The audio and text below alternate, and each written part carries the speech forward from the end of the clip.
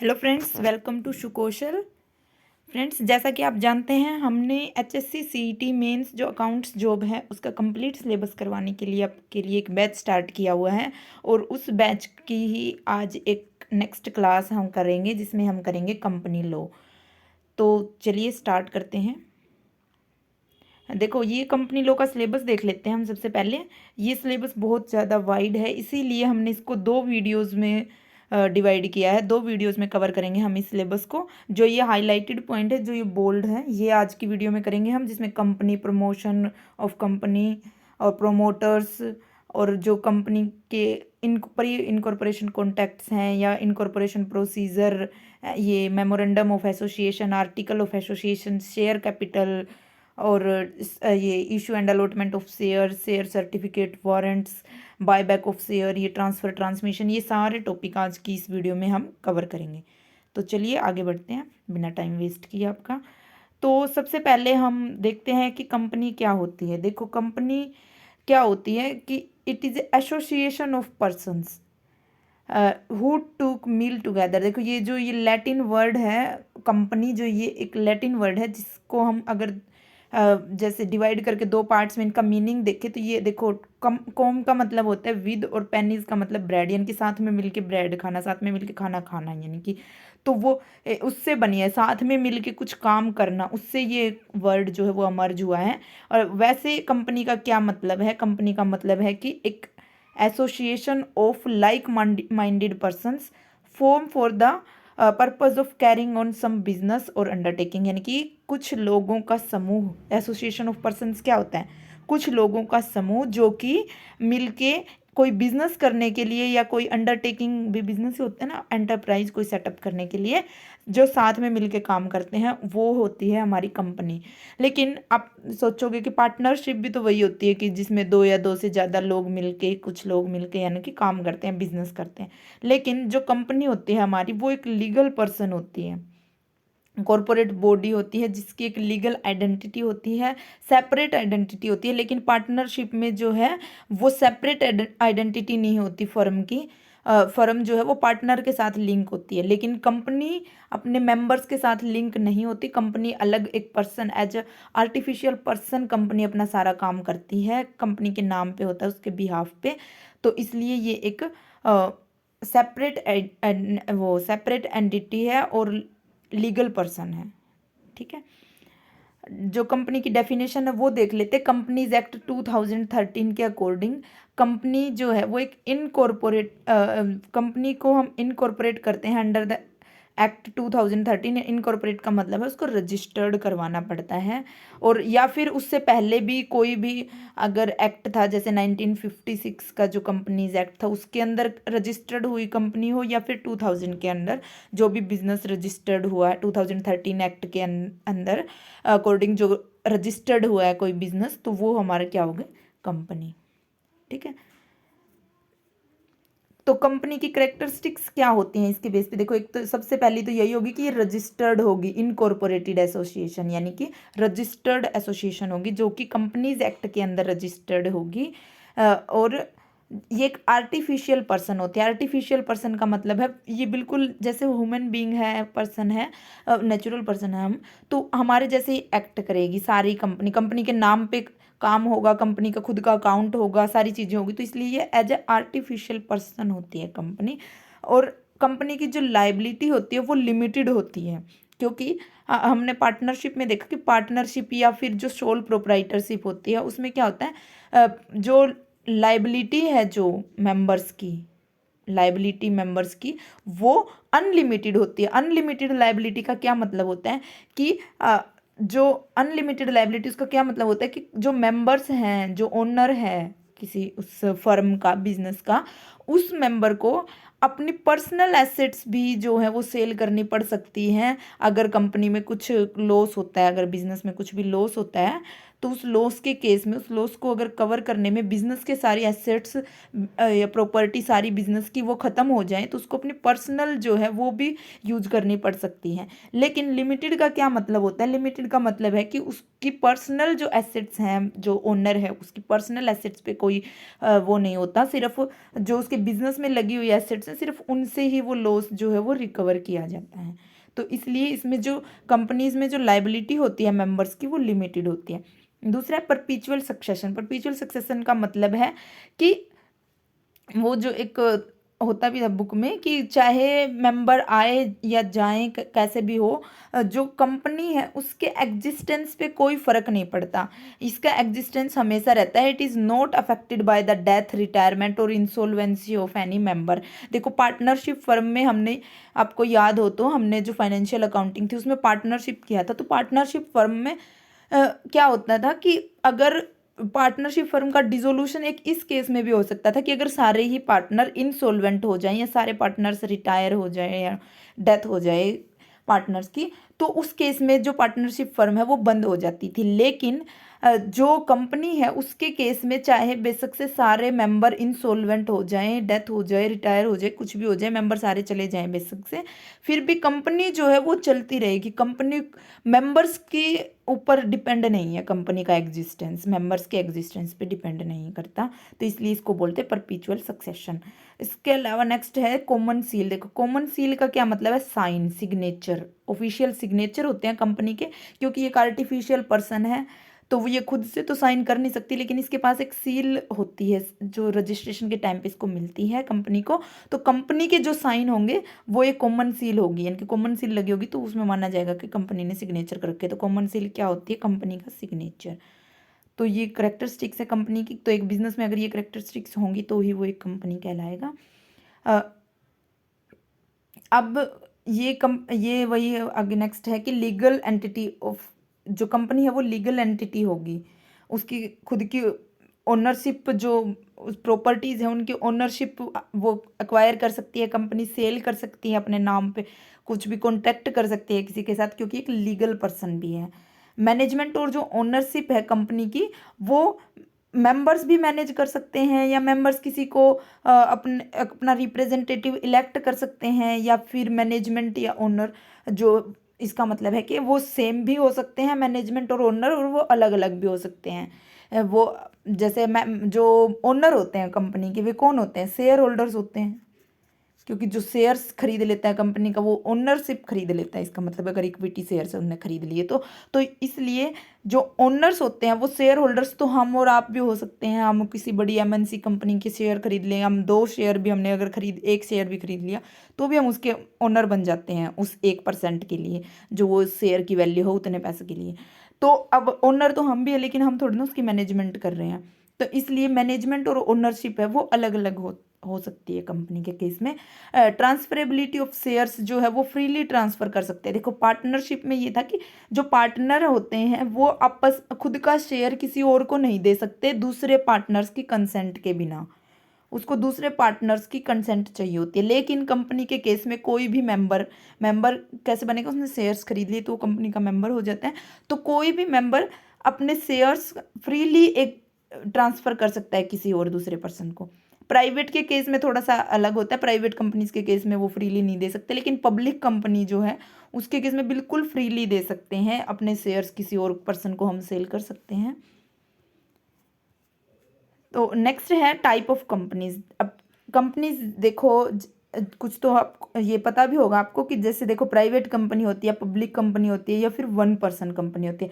देखो private company क्या होती है? जो अपने शेयर्स जो है वो ट्रांसफ़र नहीं कर सकते, पब्लिक में अपने शेयर्स को बेच नहीं सकते, पब्लिक को एडवर्टीजमेंट नहीं कर सकते अपने शेयर्स बेचने के लिए, तो वो जो है वो प्राइवेट कंपनी होती है, यानी कि जिसके ओनर कुछ लोग होते हैं और वो उनके राइट्स भी जो है वो सीमित होते हैं, वो अपने शेयर्स नहीं बेच सकते पब्लिक, जनरल पब्लिक में। लेकिन जो पब्लिक लिमिटेड कंपनीज होती हैं, पब्लिक कंपनीज होती हैं, ये अपने शेयर्स जो है वो जनरल पब्लिक में इशू कर सकती हैं, कोई भी इसके शेयर्स खरीद सकता है पब्लिक कंपनी के।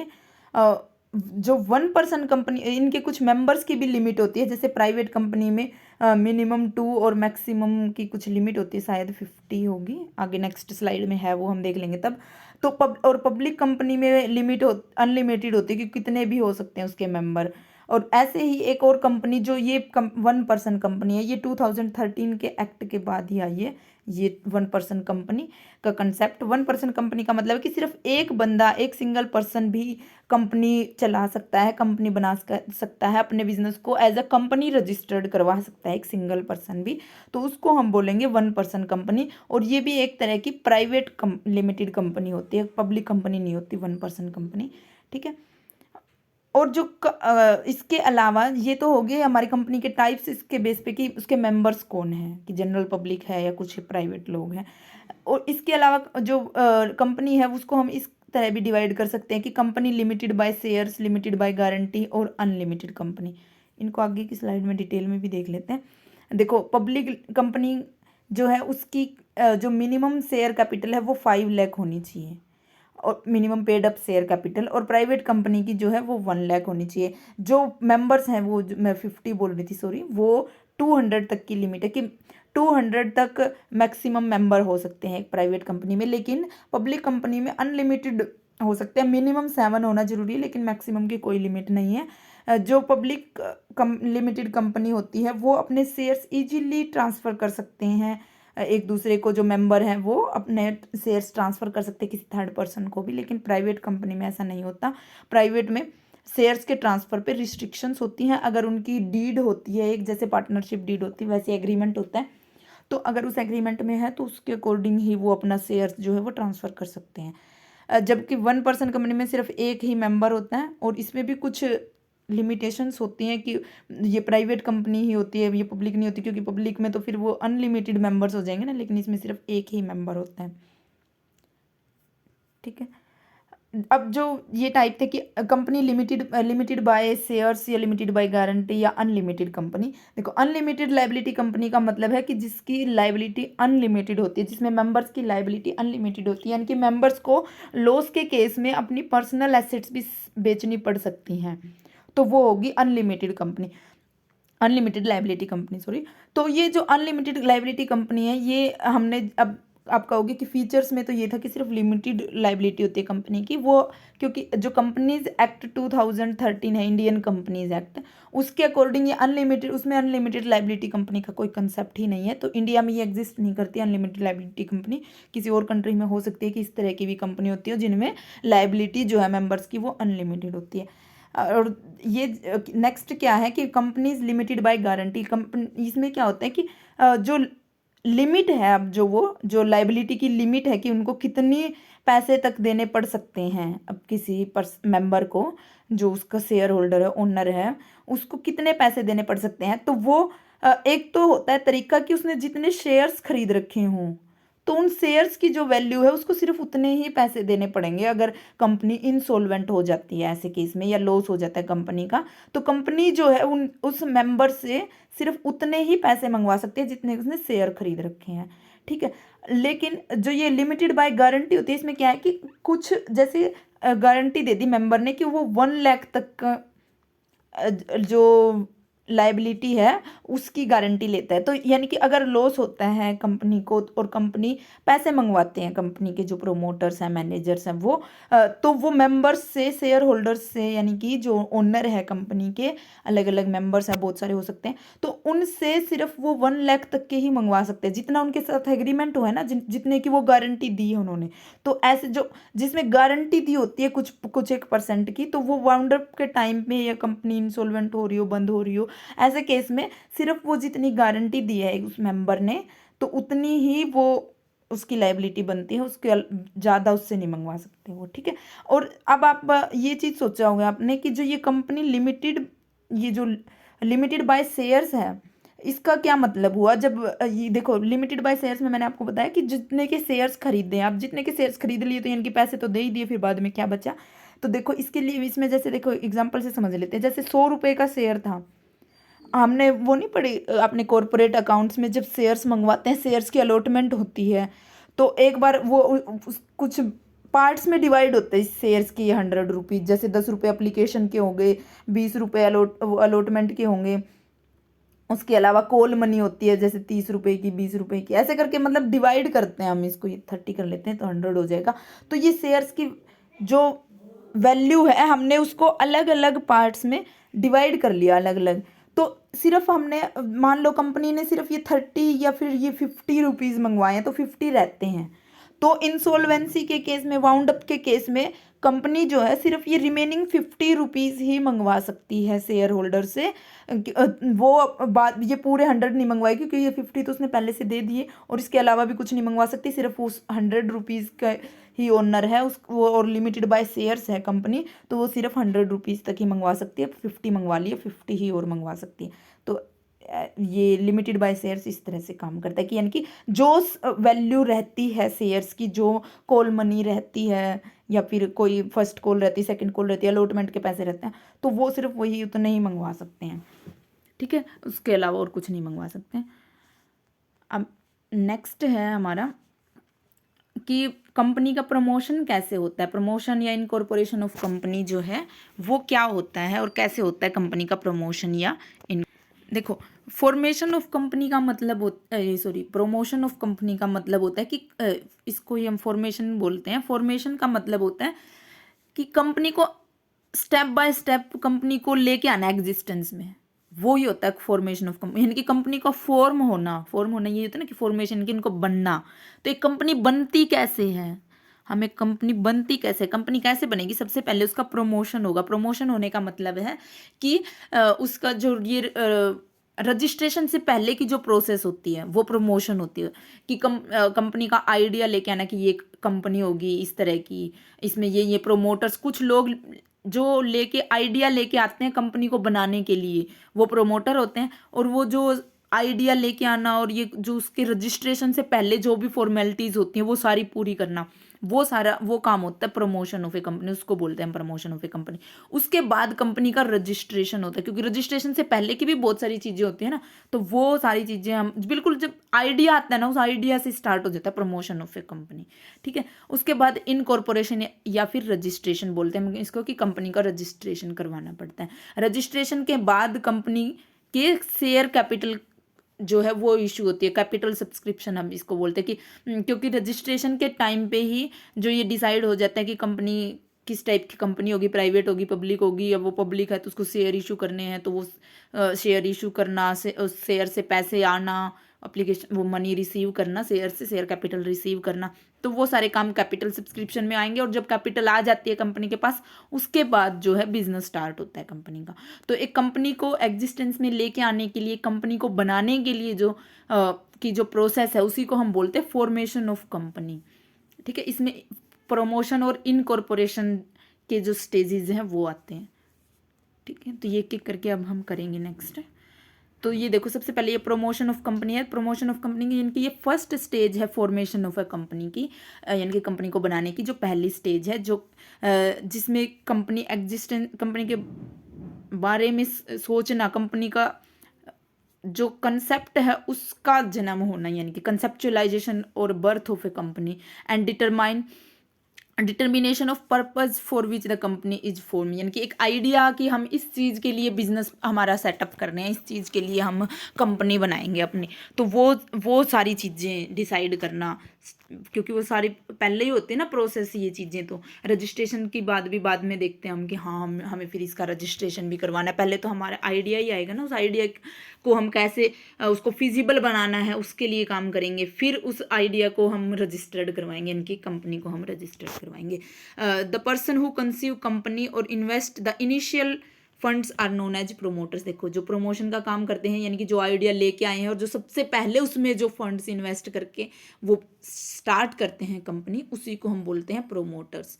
या हम जैसे इसको ये भी बोल सकते हैं, फाउंडर जो होते हैं ना किसी बिजनेस के, फाउंडर, कंपनी के अगर फाउंडर होंगे उनको हम प्रोमोटर्स बोलेंगे, कि इन्होंने इस बिजनेस को जो है वो सेटअप किया, प्रोमोटर्स होते हैं ये। ठीक है, क्योंकि ओनर हम प्रोमोटर्स को ओनर नहीं बोल सकते, क्योंकि जो ओनर होते हैं वो तो कोई भी, हम आप और हम जैसे लोग भी हो सकते हैं पब्लिक कंपनी के, तो क्योंकि हमने शेयर्स खरीद लिए, शेयर होल्डर्स ओनर होते हैं कंपनी के। लेकिन प्रोमोटर्स कौन होंगे, जिन्होंने वो कंपनी स्टार्ट की, वो होंगे प्रोमोटर्स। ये प्रोमोटर का कंसेप्ट भी है।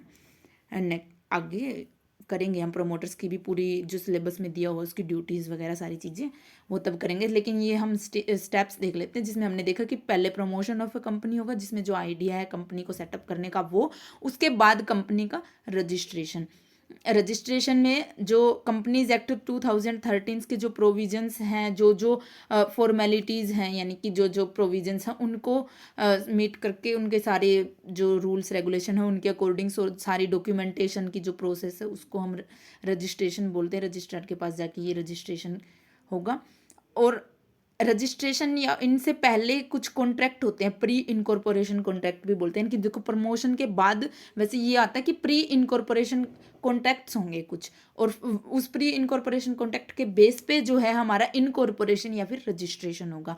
अब जो प्री इनकॉर्पोरेशन कॉन्ट्रैक्ट है वो क्या होंगे? Promoters before incorporation of the company for gaining some rights or property, they are called pre incorporation contract. देखो अब हम आइडिया लेके आए तो हमें ये भी तो देखना पड़ेगा ना कि फिजिबल बनाना है वो आइडिया, प्रोमोटर्स को वो आइडिया फिजिबल बनाना है, तो उनको कि ये चीज़ देखना है कि हमें कहीं से एसेट एक्वायर करनी पड़ेगी एक बार, कहीं कोई सेटअप जो, क्योंकि रजिस्ट्रेशन के टाइम पे तो जो रजिस्टर्ड ऑफिस है जो रजिस्ट्रार को ये भी चाहिए कि आपका ऑफिस कहाँ पे है, तो वो ऑफिस वगैरह सारा सेटअप करना, उस यानी कि जो इनिशियल कुछ कॉन्टैक्ट्स होते हैं वो करने पड़ेंगे, किसी लोगों के पास कॉन्टैक्ट्स करने पड़ेंगे, किसी के साथ भी करने पड़ सकते हैं। जैसे मान लो दूसरे बिजनेस के पास या कोई प्रॉपर्टी खरीदनी पड़ी है एक बार पहले, इनकॉर्पोरेशन से पहले भी जो कुछ चीज़ें खरीदनी पड़ती हैं, तो उन सबसे रिलेटेड जो कॉन्टैक्ट होते हैं वो प्री इनकॉर्पोरेशन कॉन्टैक्ट होते हैं। इसी में ये भी डिसाइड किया जाता है कि कंपनी का नाम क्या होगा, what will be the name, it's purpose, it's vision क्या होगा उसका, डायरेक्टर्स कौन होंगे, उनके क्या काम होंगे, ये सारी चीज़ प्रोमोटर्स जो है वो डिसाइड करते हैं कि, और वो कितनी उनको फंड्स की ज़रूरत पड़ेगी, ये सारी चीज़ें वो रजिस्ट्रेशन से पहले डिसाइड करते हैं, क्योंकि रजिस्ट्रेशन के टाइम में तो उनको ये सारी चीज़ें बतानी होती है रजिस्ट्रार को सिर्फ, और उनसे रिलेटेड डॉक्यूमेंट्स देने होते हैं, लेकिन ये काम पहले ही करना पड़ता है, तो इसलिए इसको प्री इनकॉर्पोरेशन कॉन्ट्रैक्ट बोलते हैं।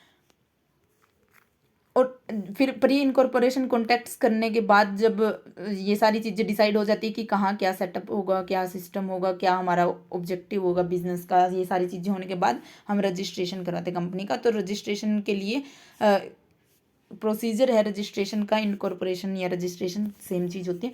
तो उसके लिए क्या होगा, सबसे पहले कंपनी का टाइप सेलेक्ट कर लिया हमने कि किस टाइप की कंपनी होगी, प्राइवेट या पब्लिक। उसके बाद क्या क्या रिक्वायरमेंट्स होंगी, प्रेलिमिनरी रिक्वायरमेंट्स क्या होंगी, वो सारी चीज़ें हमें पता होनी चाहिए। नाम जो है कंपनी का वो क्या होगा, रिजर्वेशन ऑफ नेम, कि नाम क्या होगा कंपनी का, किसी से सिमिलर नहीं होना चाहिए, पहले से उस पर रजिस्टर्ड नहीं होनी चाहिए, ये सारी चीज़ें। और फिर जो मेमोरेंडम ऑफ एसोसिएशन और आर्टिकल ऑफ एसोसिएशन है ये भी प्रिपेयर होने चाहिए कंपनी के रजिस्ट्रेशन के टाइम पे, कि जब कंपनी जो मेमोरेंडम ऑफ एसोसिएशन और आर्टिकल ऑफ एसोसिएशन, इनको हम आगे करेंगे नेक्स्ट स्लाइड्स में, तो ये भी बने हुए होने चाहिए। आपको वैसे पता तो होगा, आपने सुना होगा नाम, कि जो ये मेन डॉक्यूमेंट होते हैं किसी कंपनी के, जिसमें उनके बारे में सारी डिटेल लिखी होती हैं, ठीक है।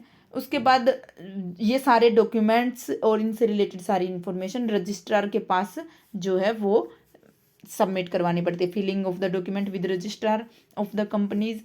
और फिर जो है वो सर्टिफिकेट मिल जाता है कंपनी को, इनकॉर्पोरेशन सर्टिफिकेट मिल जाता है, रजिस्ट्रेशन सर्टिफिकेट मिल जाता है ये मान लो। और उसके बाद कंपनी को उसका आइडेंटिटी नंबर भी मिल जाता है, और वो as a artificial person emerge हो जाती है, कंपनी फॉर्म हो जाती है, कंपनी बन जाती है। फिर उसके नाम पे कॉन्टैक्ट हो सकते हैं। जो प्री इनकॉर्पोरेशन कॉन्टैक्ट था वो कंपनी के नाम पे नहीं हो सकता, वो प्रोमोटर्स को खुद के नाम पे करने पड़ते हैं, क्योंकि कंपनी तो एग्जिस्टेंस में आई ही नहीं है ना, तो उसके नाम पे तो कोई कॉन्टैक्ट हो नहीं सकते। तो इसलिए आपको ये याद रखना है, जो प्री इनकॉर्पोरेशन कॉन्ट्रैक्ट्स हैं वो कंपनी के नाम पे नहीं होते, क्योंकि कंपनी तो तब तक बनी ही नहीं होती, तो कंपनी के नाम पे नहीं होते। प्री इनकॉर्पोरेशन कॉन्ट्रैक्ट प्रोमोटर्स के नाम पे होते हैं, लेकिन उसके बाद इनकॉर्पोरेशन के बाद के जो भी काम होंगे वो सारे कंपनी के नाम पे होंगे, ठीक है। इसके बाद रजिस्ट्रेशन होगा, रजिस्ट्रेशन हो गया उसके बाद बिजनेस स्टार्ट हो जाएगा, ठीक है। कंपनी का ये रजिस्ट्रेशन की प्रोसेस होगी। अब हम ये देख लेते हैं कि रजिस्ट्रेशन करवा लिया हमने, रजिस्ट्रेशन के बाद तो जो शेयर इशू करने हैं और फिर बिजनेस स्टार्ट करना है, वो शेयर इशू करने का कंसेप्ट हम नेक्स्ट करेंगे, क्योंकि वो बहुत ज़्यादा डिटेल में है। पहले हम जो ये इनकॉर्पोरेशन से रिलेटेड चीज़ें जो हमारी और रहेगी, जैसे प्रमोटर, ये एक अलग कंसेप्ट था, हमने इसलिए इसको बीच में से हटा के लास्ट में कर दिया, ताकि आप इन स्टेप्स में कन्फ्यूज़ ना हो। जो ये 4 स्टेप थे ना, कि कंपनी का जो फॉर्मेशन के स्टेप थे, ये हेडिंग गलत हो रही है यहाँ पे, ये फॉर्मेशन ऑफ कंपनी लिखना था यहाँ पे, कि फॉर्मेशन के जो स्टेप्स हैं कि प्रमोशन ऑफ अ कंपनी, फिर इनकॉर्पोरेशन, और फिर शेयर इशू करना, और फिर बिजनेस स्टार्ट करना। तो ये कंसेप्ट हमारे हो गए फिलहाल। शेयर इशू करना वो हम आगे देखेंगे। तो प्रोमोटर्स ऑफ अ कंपनी जो है वो क्या होते हैं, उनकी क्या ड्यूटीज़ होती है, क्या उनको रेमुनरेशन वगैरह सारी चीज़ें, ड्यूटीज़ लाइबिलिटी, ये देखते हैं। तो सबसे पहले तो यही कि प्रोमोटर्स क्या होते हैं। देखो, प्रोमोटर्स वो जो कि आइडिया लेके आते हैं कि बिजनेस को सेट करने का, वो प्रोमोटर्स होते हैं। और जो सारी फॉर्मेलिटीज़ हैं एस्टेब्लिशमेंट की कंपनी के, वो भी पूरी करते हैं। An individual or a company or firm association of can conceive the idea of a company or formation of a company and can be the promoters. यानी कि कंपनी के प्रोमोटर कौन हो सकते हैं, इंडिविजुअल भी हो सकता है, कोई कंपनी भी हो सकती है, फर्म भी हो सकती है, या एसोसिएशन ऑफ कंपनी भी हो सकती है, कि कुछ लोग मिलके या कुछ कंपनीज मिलके, कुछ फर्म्स मिलके भी जो है वो प्रोमोटर हो सकते हैं। कोई, क्योंकि वो कोई एक कंपनी भी तो दूसरी कंपनी जो है वो बना सकती है ना, तो वो कंपनी भी प्रमोटर हो सकती है, फर्म भी प्रमोटर हो सकते हैं, इंडिविजुअल्स भी प्रमोटर हो सकते हैं। प्रमोटर की जो डेफिनेशन है, वैसे जो कंपनीज एक्ट 2013 के अकॉर्डिंग वो देख लेते हैं। देखो, प्रोमोटर्स क्या है, who has been named as in prospectus as identified by the company in the annual return refer to as section 92। ये है कि जो प्रोस्पेक्टस में जो कंपनीज एक्ट के 2013 उसके सेक्शन 92 के अकॉर्डिंग जो प्रोस्पेक्टस में जिसका नाम दे दिया ना एज अ प्रोमोटर, वो प्रोमोटर होता है। ठीक है, जो कि कंपनी के अफेयर्स जो हैं उनको कंट्रोल करते हैं, कंपनी के काम को जो कंट्रोल करता है, कंपनी की वर्किंग को डायरेक्टली और इनडायरेक्टली कैसे भी हो सकता है, वो प्रमोटर होते हैं। Whether as a shareholder, director और अदरवाइज, चाहे वो शेयर होल्डर भी हो सकते हैं, क्योंकि वो खुद भी तो पैसे लगाते हैं ना बिजनेस में, खुद पैसे लगाएंगे तो वो खुद भी कुछ शेयर्स के होल्डर्स होंगे, कुछ कुछ 1%। अब जैसे जो पब्लिक भी बना देखते हैं ना अपनी कंपनी को, पब्लिक लिमिटेड भी, तो भी वो अपने पास 50% से ज़्यादा शेयर्स तो जो है वो प्रोमोटर्स अपने पास ही रखते हैं, ताकि जो कंपनी का कंट्रोल है वो उनके पास रहे। तो इसलिए प्रोमोटर जो है वो शेयर होल्डर्स भी हो सकते हैं, एज ए डायरेक्टर भी काम कर सकते हैं। तो वो काम कैसे भी करें, वो कंट्रोल होता है उनका बिजनेस के जो काम है उन पे, कंपनी की जो वर्किंग है उसके ऊपर कंट्रोल होता है। इसके अलावा हुज एडवाइज, डायरेक्शन और instruction the board of director of a company, यानी कि जो कंपनी के बोर्ड ऑफ डायरेक्टर्स हैं वो जिनकी एडवाइस या डायरेक्शन लेते हैं, जो बोर्ड ऑफ डायरेक्टर्स के जो वर्किंग है उसको डायरेक्ट करते हैं, उसको असिस्ट करते हैं। यानी कि जो बोर्ड ऑफ डायरेक्टर है ना, वो अगर अलग भी है, बोर्ड ऑफ डायरेक्टर भी प्रोमोटर्स हो सकते हैं। अगर प्रोमोटर अलग हैं तो वो बोर्ड ऑफ डायरेक्टर को जैसे कहेंगे, जो एडवाइस देंगे बोर्ड ऑफ डायरेक्टर उसी के अकॉर्डिंग काम करेंगे, क्योंकि प्रोमोटर्स नहीं भी कंपनी सेटअप की है तो वही उसके कंट्रोल करेंगे ना, ज़्यादा तो कंट्रोल वही करेंगे। और ये शेयर होल्डर्स ही होते हैं मैक्सिमम केस में, कि वो अपने पास 50% से ज़्यादा शेयर रखते ही हैं प्रोमोटर्स। जो ये तो कंपनीज एक्ट 2013 के अकॉर्डिंग थे कि प्रोमोटर जो है वो कौन हो सकते हैं, जैसे ये शेयर होल्डर, डायरेक्टर, ये सारे हो सकते हैं, और जिसका नाम प्रोस्पेक्टस में लिखा होता है वो होते हैं। लेकिन जो सेबी है, जो हमारा security and exchange board of India है, ये भी, इसने भी कुछ अपने रेगुलेशंस के अकॉर्डिंग 2019 की रेगुलेशंस है, इसमें इन्होंने भी बताया कि प्रोमोटर्स में कौन कौन इंक्लूड होते हैं। तो प्रोमोटर्स कौन होते हैं, जो पर्सन कंट्रोल करते हैं, कंट्रोल ऑफ द इशूअर, यानी कि जो इशू किए हैं, जो शेयर इशू हो रहे हैं, तो उन शेयर इशू में जो कंट्रोल कर रहे हैं, वो सारी मैनेजमेंट को जो कंट्रोल कर रहे हैं, वो पर्सन जो है वो प्रोमोटर होता है। द पर्सन और persons who are instrumental in formulation of plan, programme, जो भी सिक्योरिटी जो पब्लिक में ऑफर की जाती हैं उन सब से रिलेटेड वही काम है, कि जो वो सारा जो प्रोग्राम जो है वो प्रोग्राम बनाया है कि कैसे शेयर्स जो है या कोई और सिक्योरिटी जो है वो इशू करी जाएगी पब्लिक में, कैसे कैसे पैसा पब्लिक से लिया जाएगा शेयर्स की फॉर्म में, कैसे शेयर्स अलॉट होंगे, ये सारे काम जो करता है वो प्रमोटर होता है। पर्सन और person named in offer document as a promoter. Offer document क्या होता है, ये प्रोस्पेक्टस ही होता है, क्योंकि प्रोस्पेक्टस क्या होता है एक कंपनी का, ये सिलेबस में नहीं दिया हुआ लेकिन आपको जानना जरूरी है। प्रोस्पेक्टस, मैंने स्पेलिंग शायद गलत लिख दी।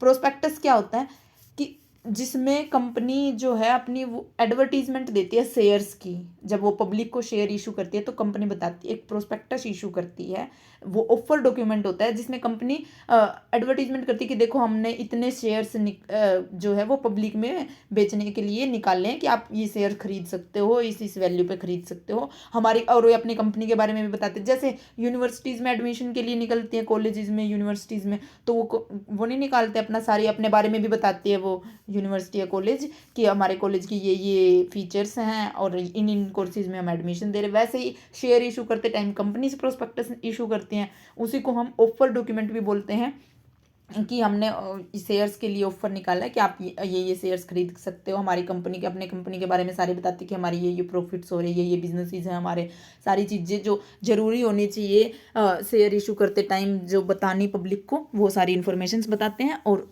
जो है अपने शेयर्स की सेल निकालते हैं एक तरह से, वो होता है प्रोस्पेक्टस।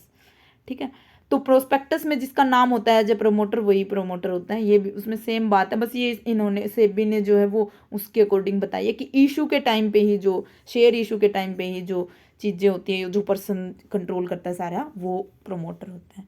तो बेसिकली मतलब यही है कि जो कंपनी को सबसे पहले कंपनी को बनाने का आइडिया लेके आता है और जो कंपनी को के सारी जो मैनेजमेंट उसको कंट्रोल भी करता है, वो ही प्रमोटर होता है। अब प्रमोटर की जो लीगल पोजीशन है वो क्या होती है? देखो, प्रमोटर जो है वो ना तो एजेंट होता है कंपनी का, ना ही कंपनी का ट्रस्टी होता है, यानी कि वो कंपनी के बिहाफ पे कोई काम नहीं करता। एजेंट क्या होता है? एजेंट वही होता है ना जो किसी एक पर्सन के बिहाफ पे काम करे। कोई जैसे मान लो ए पर्सन है तो बी पर्सन उसके बिहाफ पे कोई भी काम कर रहा है, उसके बिहाफ पे कॉन्टैक्ट कर रहा है, तो ये होता है एजेंट। लेकिन प्रमोटर ऐसा नहीं होते, प्रमोटर कंपनी के बिहाफ पे कुछ नहीं करते, कंपनी के नाम से ही होती है जो सारी चीज़ें होती हैं। ये तो बस उसका मैनेजमेंट करते हैं, एक तरीके से ये लगा लो आप, उसकी जो वर्किंग है उसको कंट्रोल करने का काम करते हैं, लेकिन उसके एजेंट नहीं होते, ट्रस्टी नहीं होते। इनकी प्रमोटर्स ने जो काम किया वो कंपनी के ऊपर नहीं होगा, प्रमोटर्स के ऊपर ही उसके अलग से केस होगा। अगर कुछ मान लो कुछ हो गया गड़बड़ी कंपनी में, तो कंपनी के ऊपर कोई केस नहीं कर सकता, क्योंकि प्रमोटर्स की अलग काम है, कंपनी का अलग काम है। अगर कंपनी के ही नाम में कुछ चीज़ें हुई होंगी, कुछ गड़बड़ी होगी, तो उसके केस में वो कंपनी के ऊपर हो सकती है, कुछ ऐसे होंगे केसेस। लेकिन जहाँ पे प्रमोटर की गलती होती है वो प्रमोटर की ही होती है, प्रमोटर के ऊपर ही केस होगा उस केस में। ठीक है, तो ये क्योंकि ये एजेंट नहीं होते, बस आपको यही याद रखना है, ना ही ये ट्रस्टी होते हैं कंपनी के। But he occupies fiduciary position in relation to company and therefore requires to full disclosure of relevant fact। देखो, ये एजेंट और ट्रस्टी तो नहीं होते, लेकिन फिर भी इनको अपनी लीगल पोजीशन, एक लीगल रिलेशन जो है वो दिखाना पड़ता है, जो और इसीलिए इसको अपने जो कंपनी है, प्रोमोटर्स को कंपनी के बारे में सारी इन्फॉर्मेशंस जो हैं, जो ज़रूरी इन्फॉर्मेशन है, जो पब्लिक को पता होनी चाहिए, और जो रिलेवेंट फैक्ट्स हैं वो सारे जो डिस्क्लोज करने पड़ते हैं प्रमोटर को। चाहे प्रमोटर की कोई एक्यूरेट वो नहीं है डेफिनेशन की प्रमोटर्स कौन मतलब एग्जैक्टली यही प्रमोटर होंगे ऐसा, क्योंकि हमने देखा कि बहुत सारी उन्होंने वो दे रखी हैं पॉइंट्स कि ये भी प्रमोटर हो सकते हैं, ये भी हो सकते हैं, ये भी हो सकते हैं। लेकिन ये चाहे कैसा भी हो, लेकिन जो कंपनी की सारी इन्फॉर्मेशन है उनको डिस्क्लोज करने की जो जिम्मेवारी है वो प्रमोटर्स की होती है, क्योंकि प्रमोटर ही जो है वो शेयर इशू करते हैं ना, तो इसलिए उनकी जिम्मेवारी होती है। जो प्रमोटर्स हैं उनका काम क्या होता है? Functions of promoter. देखो, प्रमोटर्स के बहुत सारे फंक्शन जो होते हैं, बिजनेस के आइडिया लेके आने से लेके पूरा कंपनी सेटअप होगी, फिर उसको बिजनेस को चलाने तक के सारे काम जो हैं वो प्रमोटर्स के होते हैं। Promoters need to comprehend conceive the idea of company formation, की कंपनी के फॉर्मेशन का आइडिया जो लेके आना वो प्रमोटर का काम है। Promoter looks into feasibility and viability of business idea. अब देखो, वो आइडिया लेके आए, वो आइडिया फिजिबल भी है या नहीं है। फिजिबल का मतलब वो पॉसिबल है, वो एक्चुअल में जो आइडिया है उसको सेटअप करना, इम्प्लीमेंट करना उस आइडिया को पॉसिबल है, तो वो सारी चीज़ें देखना, कहाँ से कैसे रिसोर्सेज आएंगे, कैसे प्रॉफिट जनरेट होगा, सारी चीज़ें जो देखना कि वो फिजिबल है, इम्प्लीमेंट करना उस आइडिया को basically. Once the idea is conceive the promoter organise and collect available resources to convert the business idea into reality. जब उसको लगे, देखो आइडिया आ गया उसके पास, उसने देखा कि आइडिया जो है फिजिबल है, तो उस आइडिया को रियलिटी में बदलना भी, उसके लिए सारे रिसोर्सेज अवेलेबल करवाना, वो सारे काम जो हैं वो प्रमोटर के होते हैं। इसके अलावा जो मेमोरेंडम ऑफ एसोसिएशन और आर्टिकल ऑफ एसोसिएशन है उसमें क्या क्या चीज़ें आएंगी, उन वो जो कंपनी एक्ट के अकॉर्डिंग उन सबको लिखना, सारी चीज़ें जो है वो करना, कंपनी एक्ट के अकॉर्डिंग सेटल करना सारी चीज़ें कि मेमोरेंडम ऑफ एसोसिएशन बनवाना, आर्टिकल ऑफ एसोसिएशन उसमें क्या क्या चीज़ें लिखनी है वो सारी चीज़ें डिसाइड करना। Promoter decide the location of companies head office कहाँ पे होगा कंपनी का, क्योंकि रजिस्ट्रेशन से पहले ही ये काम करने होते हैं और रजिस्ट्रेशन से पहले का ही बहुत ज़्यादा काम होता है प्रमोटर का। तो कंपनी का लोकेशन कहाँ होगी, कंपनी का हेड ऑफिस कहाँ होगा, वो हेड ऑफिस रजिस्टर्ड ऑफिस होगा ना, तो रजिस्टर्ड ऑफिस कहाँ होगा कंपनी का, ये सारे काम कौन डिसाइड करता है, promoter. Promoter nominate the association or people for various companies post, जैसे ऑडिटर, बैंकर, कंपनी का डायरेक्टर, ये सारे कौन होंगे, ये सारी पोजीशंस भी कौन नॉमिनेट करता है, कौन बताता है, प्रमोटर बताते हैं कि कौन जो है डायरेक्टर होगा, कौन मैनेजर होगा, कौन ऑडिटर होगा, ये सारी पोजीशंस प्रमोटर डिसाइड करेंगे। Promoter prepare all necessary documents require for the incorporation of company, सारे डॉक्यूमेंट्स जो है वो पूरे करना वो किसकी जिम्मेवारी है, प्रमोटर्स की। Promoter decide companies funding source और कैपिटल रिक्वायरमेंट की कैपिटल कितनी लेनी है, कितने शेयर इशू करने हैं, क्योंकि बिल्कुल स्टार्टिंग में जब शेयर्स भी तो इशू करना, कैपिटल भी तो लेके आनी है, वो कैसे आएगी, सारे प्राइवेट मेंबर लेके आएंगे या पब्लिक जनरल पब्लिक में शेयर इशू किए जाएंगे, वो सारे काम डिसाइड करना भी प्रमोटर का काम होता है। ठीक है, जैसे प्रमोटर्स का हम एग्जांपल भी देखें तो जैसे प्रमोटर्स जो होते हैं, अब जैसे मान लो कि जो रिलायंस इंडस्ट्री है, अंबानी है, मान लो रिलायंस इंडस्ट्री का प्रमोटर कौन है, अंबानी है ना। वैसे ही यानी कि जिसने बनाई है वो, अब उसके जो शेयर होल्डर्स हैं वो तो अलग अलग कोई भी हो सकता है, हम भी हो सकते हैं, हमने रिलायंस के शेयर्स खरीदे हैं तो, लेकिन उसका आइडिया लेके कौन आया, वे होंगे प्रमोटर्स। ठीक है, अब प्रोमोटर्स की ड्यूटी क्या होती है, देखो कोई भी अगर हिडन प्रॉफिट हो बिजनेस में तो वो डिस्क्लोज करना प्रमोटर की ड्यूटी है। कोई और जो मटेरियल फैक्ट है, मटेरियल फैक्ट क्या है, तो जो इंपॉर्टेंट फैक्ट्स हैं जो कि पता होना चाहिए जनरल पब्लिक को या शेयर होल्डर्स को, उनको डिस्क्लोज करना, उनके बारे में बताना। Sorry, the act in the best interest of a company, company के फायदे के लिए काम करना सबसे ज़्यादा, मतलब कि जिस कंपनी का फ़ायदा हो, कंपनी जो शेयर होल्डर्स हैं उनका फ़ायदा हो, उस वे में काम करना प्रमोटर का की ड्यूटी बनती है।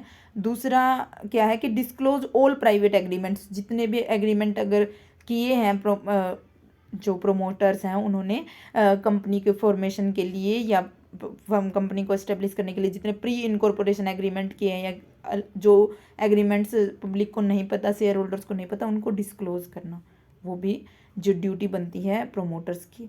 और इनके साथ साथ कुछ प्रोमोटर्स के राइट्स भी हैं, ड्यूटीज़ हैं प्रोमोटर्स की, इतनी सारी लाइबिलिटी है तो उसके साथ कुछ राइट्स भी हैं प्रोमोटर के। वो क्या है, देखो, राइट ऑफ इंडेमिनिटी। इंडेमिनिटी क्या होती है कि क्लेम जो है वो रिसीव करना। अब देखो प्रोमोटर्स जो होते हैं ना, अब एक से ज़्यादा प्रोमोटर हो सकते हैं तो वो मिल के काम करते हैं।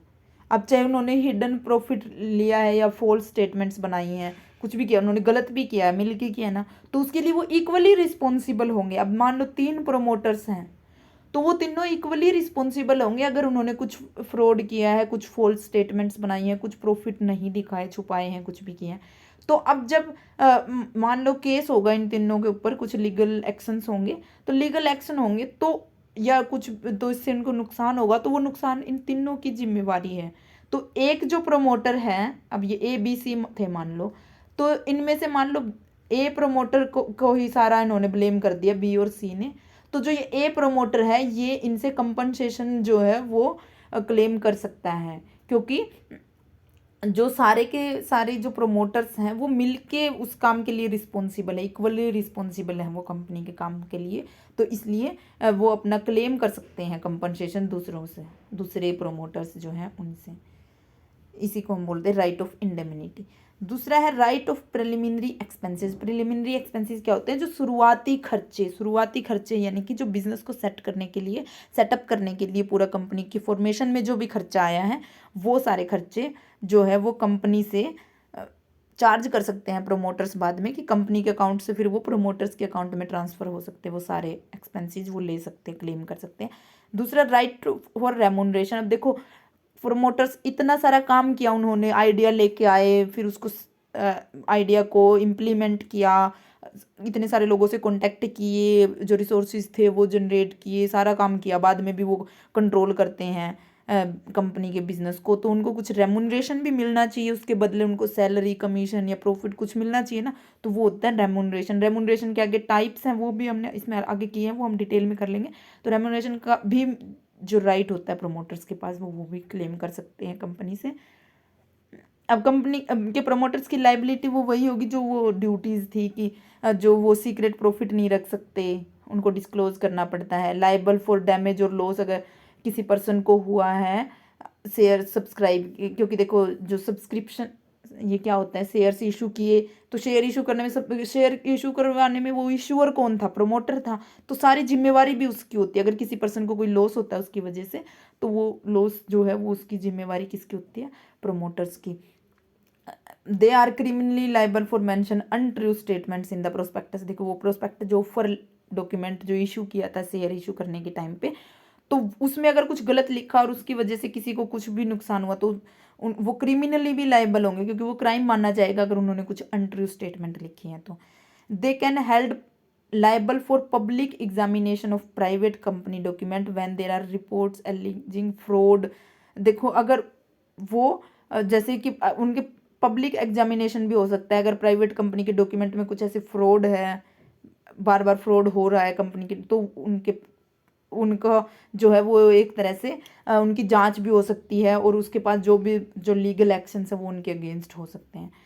अगर वो जो ये ब्रीच ऑफ ड्यूटी का जो केस होते हैं, ये भी उनके ऊपर बन सकता है अगर उन्होंने कुछ भी मिस अप्रोप्रिएट इन्फॉर्मेशन दी है, या कहीं पे जो ट्रस्ट जो है वो कॉन्ट्रैक्ट एक्ट के अकॉर्डिंग उन्होंने अगर कुछ भी जो लूप होल्स किए होंगे ना, कॉन्ट्रैक्ट एक्ट के अकॉर्डिंग उन्होंने नहीं किया कुछ चीज़ें, या कुछ फॉल्स स्टेटमेंट्स दी हैं, या मिस रिप्रेजेंटेशन किया है, तो उन सब के लिए भी उनके ऊपर लीगल एक्शन हो सकता है, उन सब के लिए वो लाइबल है। ठीक है। अब प्रोमोटर्स के रेमुनरेशन जो है वो क्या क्या हो सकता है, देखो प्रोमोटर को रेमुनरेशन कैश में भी दिया जा सकता है, जो उन्होंने इनकॉर्पोरेशन के टाइम पे जो भी काम किया उसके लिए उनको कैश में भी दे सकते हैं। इसके अलावा वो शेयर्स भी परचेज कर सकते हैं फ्री ऑफ कॉस्ट, वो शेयर होल्डर बन सकते हैं कंपनी के। पार्टली इन कैश और पार्टली इन शेयर और डिबेंचर कैसे भी मिल सकता है, उनको कैश में भी दे दो आधा उनका जो रेमुनरेशन बनता है, या फिर डिबेंचर्स की फॉर्म में। ये देगा कौन, कौन देगा ये सारी चीज़ें, ये रेमुनरेशन कंपनी देगी, क्योंकि जो प्रॉफिट्स होंगे, जो सारी चीज़ें होंगी वो कंपनी की होंगी ना, तो कंपनी जो है वो ये सारी चीज़ें देंगी, रेमुनरेशन देगी प्रोमोटर को। तो प्रोमोटर जो है वो कंपनी से क्लेम कर सकता है अपना रेमुनरेशन। रेमुनरेशन कैश की फॉर्म में हो सकता है, शेयर की फॉर्म में हो सकता है, दोनों की फॉर्म में भी हो सकता है, कमीशन भी हो सकता है वो, या फिर एसेट्स के प्रॉफिट ऑन एसेट्स भी हो सकता है, प्रॉफिट का पार्ट भी उसको मिल सकता है। तो रेमुनरेशन किसी भी तरीके फॉर्म में वो ले सकता है। अब जो ये डॉक्यूमेंट्स जो जरूरी थे इनकॉर्पोरेशन के टाइम पे वो क्या थे, कि मेमोरेंडम ऑफ एसोसिएशन और आर्टिकल ऑफ एसोसिएशन। देखो जो मेमोरेंडम ऑफ एसोसिएशन है ये फर्स्ट डॉक्यूमेंट होता है किसी कंपनी का, सबसे जो इम्पोर्टेंट डॉक्यूमेंट होता है ना वो ये मेमोरेंडम ऑफ एसोसिएशन होता है, जिसमें चेंज करना भी इतना ईजी नहीं होता, इतना इजीली जो है वो मेमोरेंडम ऑफ एसोसिएशन में चेंज नहीं कर सकते। इसमें जो कंपनी ने जो लिख दिया ना, कंपनी को वही काम करने पड़ेंगे, उसके अलावा कंपनी कुछ नहीं कर सकती। इसमें जो लिखा गया है उसके अकॉर्डिंग कंपनी को चलना पड़ता है। तो मेमोरेंडम ऑफ एसोसिएशन, इसीलिए इसको चार्टर ऑफ द कंपनी भी कहा जाता है। ये चार्टर ऑफ द कंपनी होता है memorandum of association. It is a legal document prepare during a companies formation registration process. ये रजिस्ट्रेशन के टाइम पे बनाना होता है। It define companies relationship with share holders and specify objective of the company. देखो सबसे main तो यही होता है कि इसमें कंपनी का ऑब्जेक्टिव इसी में लिखा जाता है, जो मेमोरेंडम ऑफ एसोसिएशन है, और कंपनी क्या काम करेगी, कंपनी के सेटअप होने का ऑब्जेक्टिव क्या है, वो मेमोरेंडम ऑफ एसोसिएशन में लिखा जाता है। और कंपनी उससे बाहर कुछ नहीं कर सकती, सिर्फ उसको अपने जो मेमोरेंडम ऑफ एसोसिएशन में लिखा है उसी के अकॉर्डिंग काम करना होता है। The company can undertake only those activity mention in memorandum of association. इसमें लिख भी रखा है कि सिर्फ वही एक्टिविटीज़ कर सकते हैं जो मेमोरेंडम ऑफ एसोसिएशन में लिखी होती है, इसीलिए इसको चार्टर ऑफ द कंपनी भी बोला जाता है। अब फॉर्मेट क्या होता है, देखो फॉर्मेट जो कंपनीज एक्ट के अकॉर्डिंग इसके बहुत सारे फॉर्मेट दिए हैं, जैसे टेबल ए, टेबल बी, टेबल सी और टेबल डी। तो कंपनी को अपने, जैसे देखो अगर company applicable to company with share capital, अगर किसी कंपनी के पास शेयर कैपिटल है तो उसको टेबल ए का जो फॉर्मेट है वो फॉलो करना पड़ता है। अगर कंपनी लिमिटेड बाय गारंटी है और उसके पास शेयर कैपिटल नहीं है तो उसको टेबल बी वाला जो फॉर्मेट है मेमोरेंडम ऑफ एसोसिएशन का वो फॉलो करना पड़ता है। टेबल सी, जब कंपनी लिमिटेड बाय गारंटी है और उसके पास शेयर कैपिटल भी है, यानी कि वैसे तो गारंटी दे रखी है, जैसे वो हमने एग्जांपल दिया ना, जैसे 1 लाख की गारंटी दे रखी है एक मेंबर ने, किसी ने 2 लाख की दे रखी है, यानी कि गारंटी के अकॉर्डिंग ही मेंबर से लाइबल हैं। तो वो गारंटी के साथ साथ शेयर इशू भी किए हो सकते हैं, तो वो शेयर से उस टाइम पे कोई मतलब नहीं होगा, वो उनकी जो लाइबिलिटी है वो गारंटी से ही लिमिटेड होगी। तो ये भी हो सकता है अगर लिमिटेड बाय गारंटी भी है और उसके पास शेयर कैपिटल भी है तो उनको टेबल सी का जो फॉर्मेट है वो फॉलो करना पड़ेगा। अगर शेयर कैपिटल नहीं है और लिमिटेड बाय गारंटी है तो टेबल बी का जो फॉर्मेट है वो फॉलो करना पड़ेगा। और अगर कंपनी अनलिमिटेड लाइबिलिटी वाली कंपनी है तो उसको टेबल डी वाला जो फॉर्मेट है वो फॉलो करना पड़ेगा। नॉर्मल केस में जो इंडिया में जो कंपनीज होती हैं वो लिमिटेड बाय शेयर्स होती हैं, तो उनको टेबल ए जो फॉर्मेट है वो फॉलो करना पड़ता है। और जो इसमें इस फॉर्मेट में क्या क्या चीज़ें मेंशन होती है, देखो ये इंपॉर्टेंट क्लोज हैं, 5 क्लोजेज, ये मेंशन करने जरूरी है मेमोरेंडम ऑफ एसोसिएशन में, जिसमें है नेम क्लोज, यानी कि कंपनी का नाम क्या होगा, वो कंपनी का रजिस्टर्ड ऑफिस क्या होगा, ये चीज़ जो नाम है कंपनी का उसमें फिर बहुत सारी चीज़ें ध्यान में रखनी पड़ती हैं कि सिमिलर नहीं होना चाहिए वो किसी से, कॉपीराइट वगैरह के ये चीज़ें आ जाती हैं, तो सिमिलर नहीं होना चाहिए। नाम के आगे अगर प्राइवेट कंपनी है तो वो प्राइवेट लिमिटेड वर्ड लगाएगी, अगर वो पब्लिक कंपनी है तो वो सीधा लिमिटेड वर्ड लगाएगी। ये सारी चीज़ें कि नाम क्या होगा, वो पूरा नाम किसी से सिमिलर नहीं होना चाहिए, उसके आगे क्या लगाना है, ये लिमिटेड या प्राइवेट लिमिटेड, ये सारी चीज़ें डिसाइड करना। रजिस्टर्ड ऑफिस कहाँ होगा कंपनी का, वो उसकी लोकेशन क्या होगी ये बताना, ये मेमोरेंडम ऑफ एसोसिएशन में लिखा होगा।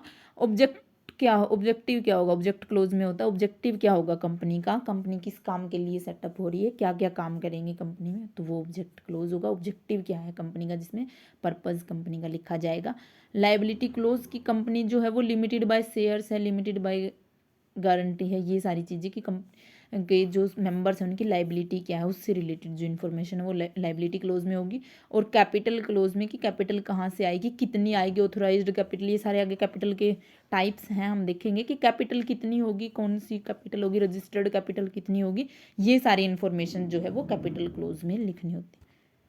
ठीक है, ये इनकी डिटेल है, या पढ़ लेना, मैंने वैसे बता दिया इसमें क्या क्या है। अब नेक्स्ट है जो वो हमारा article of association. Article of association क्या होता है, ये 2nd नंबर का डॉक्यूमेंट है। जो फर्स्ट जो चार्टर डॉक्यूमेंट था वो तो मेमोरेंडम ऑफ एसोसिएशन था। देखो उसमें तो कंपनी के ऑब्जेक्टिव के बारे में, उसके नाम के बारे में, उसकी लोकेशन क्या होगी, शेयर कैपिटल कितनी होगी, वो सारी चीज़ें बता दी। उसके बाद जो कंपनी के डे टू डे टास्क हैं, देखो टास्क ऑफ ए कंपनी, वो सारी चीज़ें जो है वो किस में लिखी होंगी, आर्टिकल ऑफ एसोसिएशन में, कि इसमें कंपनी काम कैसे करेगी, वो सारी चीज़ें इसमें लिखी होती हैं। कंपनी जो है शेयर इशू कैसे करेगी, डिविडेंड कैसे पे करेगी, ऑडिटिंग कैसे होगी फाइनेंशियल रिकॉर्ड्स की, वोटिंग राइट्स क्या होंगे मेंबर्स के, तो ये सारे जो यानी कि एक कंपनी को आगे तक चलाने के लिए, वो तो था रजिस्ट्रेशन तक क्या क्या चीज़ें उसमें मेंशन होंगे वो मेमोरेंडम ऑफ एसोसिएशन में होगी। लेकिन कंपनी को जब डे टू डे की जो एक्टिविटीज़ है वो कैसे होंगी कंपनी की, उसके लिए जो मेन जो काम है वो क्या क्या होंगे, वो आर्टिकल ऑफ एसोसिएशन में मेंशन होते हैं हमारे। ठीक है, अब आर्टिकल ऑफ एसोसिएशन में क्या क्या चीज़ें होंगी ये कंटेंट्स हम देख लेते हैं। देखो इसमें कैपिटल क्लोज होगा, इसके अंदर भी इसमें क्या होगा कि कैपिटल कितनी होगी, शेयर की वैल्यू क्या होगी, शेयर जो है वो इशू कैसे करने हैं, वो सारी डिटेल कैपिटल क्लोज में होगी। नेक्स्ट है लाइबिलिटी क्लोज। लाइबिलिटी क्लोज का मतलब है कि कंपनी की लाइबिलिटीज़ जो हैं, इसमें वैसे थोड़ी सी चीज़ें जो मेमोरेंडम जो वो है ना, मेमोरेंडम ऑफ एसोसिएशन, उसमें जो चीज़ें हैं वो बिल्कुल स्पेसिफिक जो इनकॉर्पोरेशन के टाइम पे होती है, लेकिन वो डेली की जो एक्टिविटीज़ होती हैं उनसे रिलेटेड आर्टिकल ऑफ एसोसिएशन में। इसमें शेयर होल्डर्स जो हैं उनके क्या राइट्स होंगे, उनकी क्या ओब्लिगेशंस हैं, क्या ड्यूटीज़ हैं, वो जो हैं वो इसमें मेंशन होते हैं। डायरेक्टर्स की क्या ड्यूटीज़ हैं, पावर है, वो इसमें मेंशन होता है। मीटिंग क्लोज की मीटिंग्स कैसे होंगी, जो जनरल मीटिंग है कंपनी की या फिर ऑर्डिनरी मीटिंग, ये सारी जो कंपनी की मीटिंग्स के टाइप्स होते हैं ना, ये अभी इस सिलेबस में नहीं है आपके CET वाले में, लेकिन आपने कंपनी लॉ में पढ़े होंगे कि मीटिंग्स होती हैं कंपनीज़ की। तो वो मीटिंग से रिलेटेड सारी इन्फॉर्मेशन जो है वो आर्टिकल ऑफ एसोसिएशन में आएंगे आपके। इसके अलावा जो ऑडिटिंग है, क्योंकि हमने देखा ना कि ऑडिटर कौन होगा, ऑडिटिंग कैसे करनी है, ये सारी चीज़ें भी जो है हमारे आर्टिकल ऑफ एसोसिएशन में होती है। डिविडेंड क्लोज की डिविडेंड कितना देना है, वाउंड अप जो कंपनी का होगा तो वो किस तरीके से होगा, उसका क्या प्रोसीजर होगा, ये सारी चीज़ें भी पहले से ही आर्टिकल ऑफ एसोसिएशन में है मेंशन करनी होती है। ठीक है, तो ये हमारा फर्स्ट पार्ट जो इस सिलेबस का था, जिसमें कंपनी की फॉर्मेशन से रिलेटेड चीज़ें जो रजिस्ट्रेशन से रिलेटेड थी वो सारी होगी, क्योंकि रजिस्ट्रेशन के टाइम पे ही हमें हमारे आर्टिकल ऑफ एसोसिएशन और मेमोरेंडम ऑफ एसोसिएशन भी देने होते हैं ना, तो इसमें आ गई ये सारी चीज़ें, प्रोमोटर्स से रिलेटेड, प्रमोशन, इनकॉर्पोरेशन, रजिस्ट्रेशन, सारी चीज़ें आ गई। अब उसके बाद जो है वो ये है कि ये इसमें ये हमने कर लिया, बल्कि मेमोरेंडम ऑफ ये आर्टिकल ये इसमें से हो गया।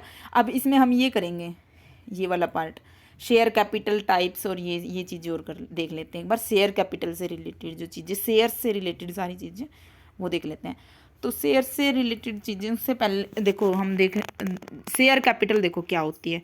शेयर कैपिटल जो कैपिटल होती है ना, वही शेयर कैपिटल होती है कंपनीज के केस में, क्योंकि देखो पब्लिक कंपनी के केस में जब भी हम अब ये जो डिस्कस करेंगे ना, अब कैपिटल से रिलेटेड चीज़ें, शेयर कैपिटल, तो आप पब्लिक कंपनी ही मान के चलो, क्योंकि वो पब्लिक कंपनी के केस में ही होती है ये चीज़ें कि शेयर इशू करने हैं पब्लिक को, तो इसलिए। तो देखो कंपनी जो कैपिटल क्या होती है कि जो ओनर्स लेके आते हैं बिजनेस में, जो पैसा लगाते हैं, वो कैपिटल होती है। अब ये कैपिटल को अगर हम अलग अलग भाग में बांट दें, शेयर कर दें, कुछ लोगों में इस कैपिटल को शेयर कर दें, तो वो क्या हो जाएगी, शेयर कैपिटल, यानी कि अलग अलग लोगों ने इसमें कैपिटल लगाई है तो इसलिए वो शेयर कैपिटल होगी।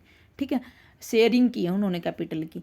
तो मनी जो कंपनी रेज करती है by issuing shares to the public, company public को, जनरल पब्लिक को, जब एक कंपनी पैसा मंगवाती है जनरल पब्लिक से, शेयर इशू करके जो पैसा मंगवाती है, उस पैसे को हम शेयर कैपिटल बोलते हैं। ठीक है, तो कैपिटल क्या है, सॉरी शेयर कैपिटल क्या है, refers to the money invested in a firm by its shareholders. जो शेयर होल्डर्स पैसे इन्वेस्ट करते हैं कंपनी में, उसको हम बोलते हैं शेयर कैपिटल। जो शेयर कैपिटल है वो long term source of capital है। आपने फाइनेंस की भी वीडियो हमने बना दिया है, तो उसमें भी देखा होगा कि सोर्स ऑफ फाइनेंस होता है। तो सोर्स ऑफ फाइनेंस यानी कि पैसा कहाँ से आएगा, तो उसके टाइप्स थे long term source of finance और शॉर्ट टर्म। तो जो शेयर जो है, शेयर कैपिटल जो है वो long term source of capital होती है, क्योंकि वो लंबे टाइम तक जो शेयर होल्डर्स हैं वो शेयर इशू किए, तो उनसे लंबे टाइम तक जो पैसा है वो इन्वेस्ट रहता है। अब एक शेयर होल्डर दूसरे शेयर होल्डर को बेच सकता है, लेकिन कंपनी में तो वो रहता ही है ना पैसा लंबे टाइम तक, तो इसलिए long term source of capital है। जो कैपिटल है वो इंडिकेट जो मेमोरेंडम ऑफ एसोसिएशन या आर्टिकल ऑफ एसोसिएशन में जो मेंशन थी ना, कैपिटल उतनी ही होनी चाहिए, उसमें मेंशन जो होती है वही होती है। जो उस मेमोरेंडम ऑफ एसोसिएशन या आर्टिकल ऑफ एसोसिएशन में जो कैपिटल मेंशन होती है ना, उसी को हम शेयर कैपिटल बोलते हैं। वो शेयर कैपिटल ही मेंशन होती है कि कितनी होगी। ठीक है, अब जो शेयर कैपिटल है ये इसके कुछ टाइप्स होते हैं। देखो सबसे पहले कि authorised capital. Authorised capital share capital क्या होती है, ऑथोराइज्ड से ही मतलब कि रजिस्टर्ड, जितनी हमने रजिस्टर्ड करवाई है, जितनी हमारे जो कैपिटल क्लोज है मेमोरेंडम ऑफ एसोसिएशन का उसमें हमने लिखी है, वो हमारी ऑथोराइज्ड कैपिटल होगी। जैसे देखो पब्लिक लिमिटेड कंपनी के केस में ये भी था कि मिनिमम उसको 5 लाख जो है वो होनी चाहिए कैपिटल, शेयर कैपिटल उसकी ऑथराइज्ड कैपिटल 5 लाख होनी चाहिए।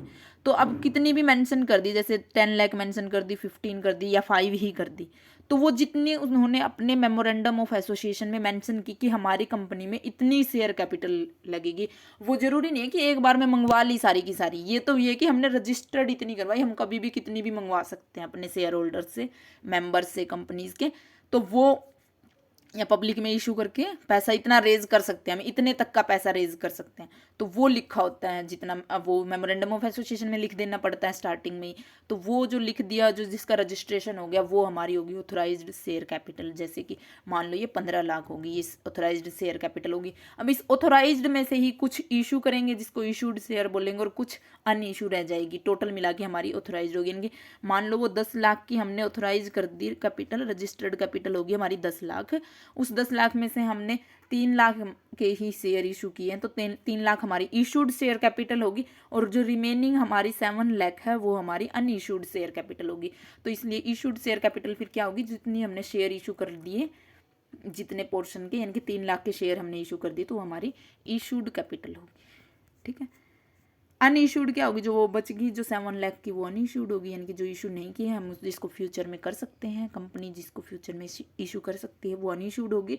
अब सब्सक्राइब्ड कैपिटल क्या होती है, देखो इशू तो कर दी वो 3 लाख की, 3 लाख की जो कैपिटल है वो इशू तो कर दी। अब वो 3 की 3 ही क्या लोगों ने ले भी ली, 3 की 3 की शेयर्स जो खरीद लिए क्या लोगों ने, जरूरी नहीं है ना कि 3 के 3 खरीदें, क्या पता उसके ऊपर हमें सिर्फ सब्सक्रिप्शन जो मिला है वो क्या पता 1 लाख का ही मिला हो, 15 का मिला, मतलब 1,15,000 का ऐसे कुछ मिला हो, तो कुछ भी हो सकता है, कितने की भी हो सकती है, इसमें से कम भी हो सकती है, पूरी भी हो सकती है।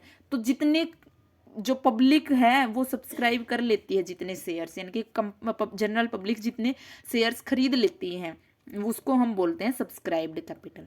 ठीक है, ये इसके इक्वल हो, ये जरूरी नहीं है कि शेयर पूरा का पूरा खरीद ले, वो जरूरी नहीं है। जैसे इसमें एग्जांपल भी दे रखा है कि 16,000 शेयर्स इशू किए, लेकिन कंपनी ने सिर्फ 12,000 शेयर्स के लिए ही एप्लीकेशन भेजी, यानी कि जो सब्सक्राइब्ड कैपिटल जो हमारी होगी वो इस 12,000 शेयर्स के लिए ही होगी।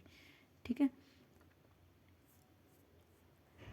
नेक्स्ट है कोल्ड अप कैपिटल। अब देखो जो 3 लाख थे मान लो वो इशू किए, उस 3 लाख में से भी 1 लाख का ही सब्सक्रिप्शन आया, यानी कि 1 लाख के लिए ही जो है एप्लीकेशन आई। अब उस एप्लीकेशन में से भी कितने हमने पैसे मंगवाए हैं, वो पूरी 1 लाख की 1 लाख, क्योंकि देखो हमने पहले भी देखा था कि जो हम पैसे मंगवाते हैं, कंपनी पैसे मंगवाती है वो पार्ट्स में मंगवाती है, जैसे एप्लीकेशन मनी होगी, अलॉटमेंट मनी होगी, कॉल मनी होगी।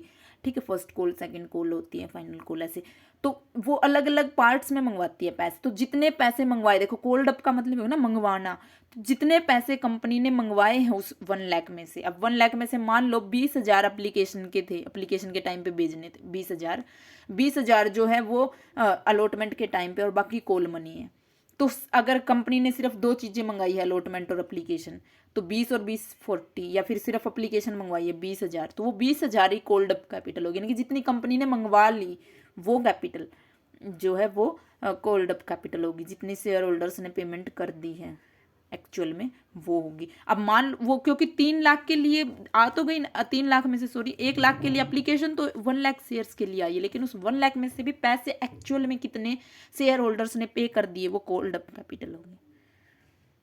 मंगवाए कितने कंपनी ने, जैसे सिर्फ एप्लीकेशन मंगवाई तो वो कोल्ड अप, और जब वो जितने एप्लीकेशन मंगवाई वो पे भी कर दी, वो पेड अप होती है। सॉरी, ये थोड़ा सा इसमें ये था कि कोल्ड अप का जो पोर्शन पे कर दिया शेयर होल्डर्स ने, अब वो मंगवाए देखो सिर्फ एप्लीकेशन और अलॉटमेंट मंगवाई ना।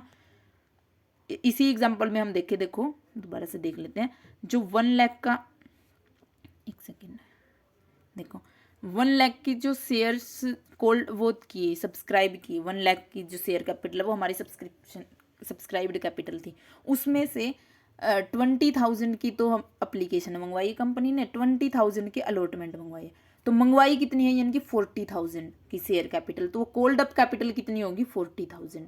अब इस 40,000 में से जरूरी नहीं है कि ये 40 के 40 शेयर होल्डर्स पे भी कर दें, क्योंकि हमने देखा ना कि किसी के कुछ एरियर रह जाता है, तो हम उसको जो हमने अकाउंट्स में एंट्री की होगी अपने कॉर्पोरेट अकाउंटिंग में, कि कंपनी जब शेयर इशू करती है तो उसके पास वो उसने मंगवाए, किसी ने कुछ शेयर होल्डर्स ने कॉल मनी नहीं दी, किसी ने अलॉटमेंट के पैसे नहीं दिए, किसी ने एप्लीकेशन वाले पैसे भी आधे दिए हैं, तो वो वाली चीज़ें, तो पेड अप क्या हो जाएगी, जितने उनके 40,000 जो कोल्ड अप थी उसमें से मान लो 35 ही आए हैं, या 30 आए हैं, या 20 आए हैं, तो वो जो आए हैं जो एक्चुअल में पे किए हैं शेयर होल्डर्स ने, वो पेड अप कैपिटल होगी।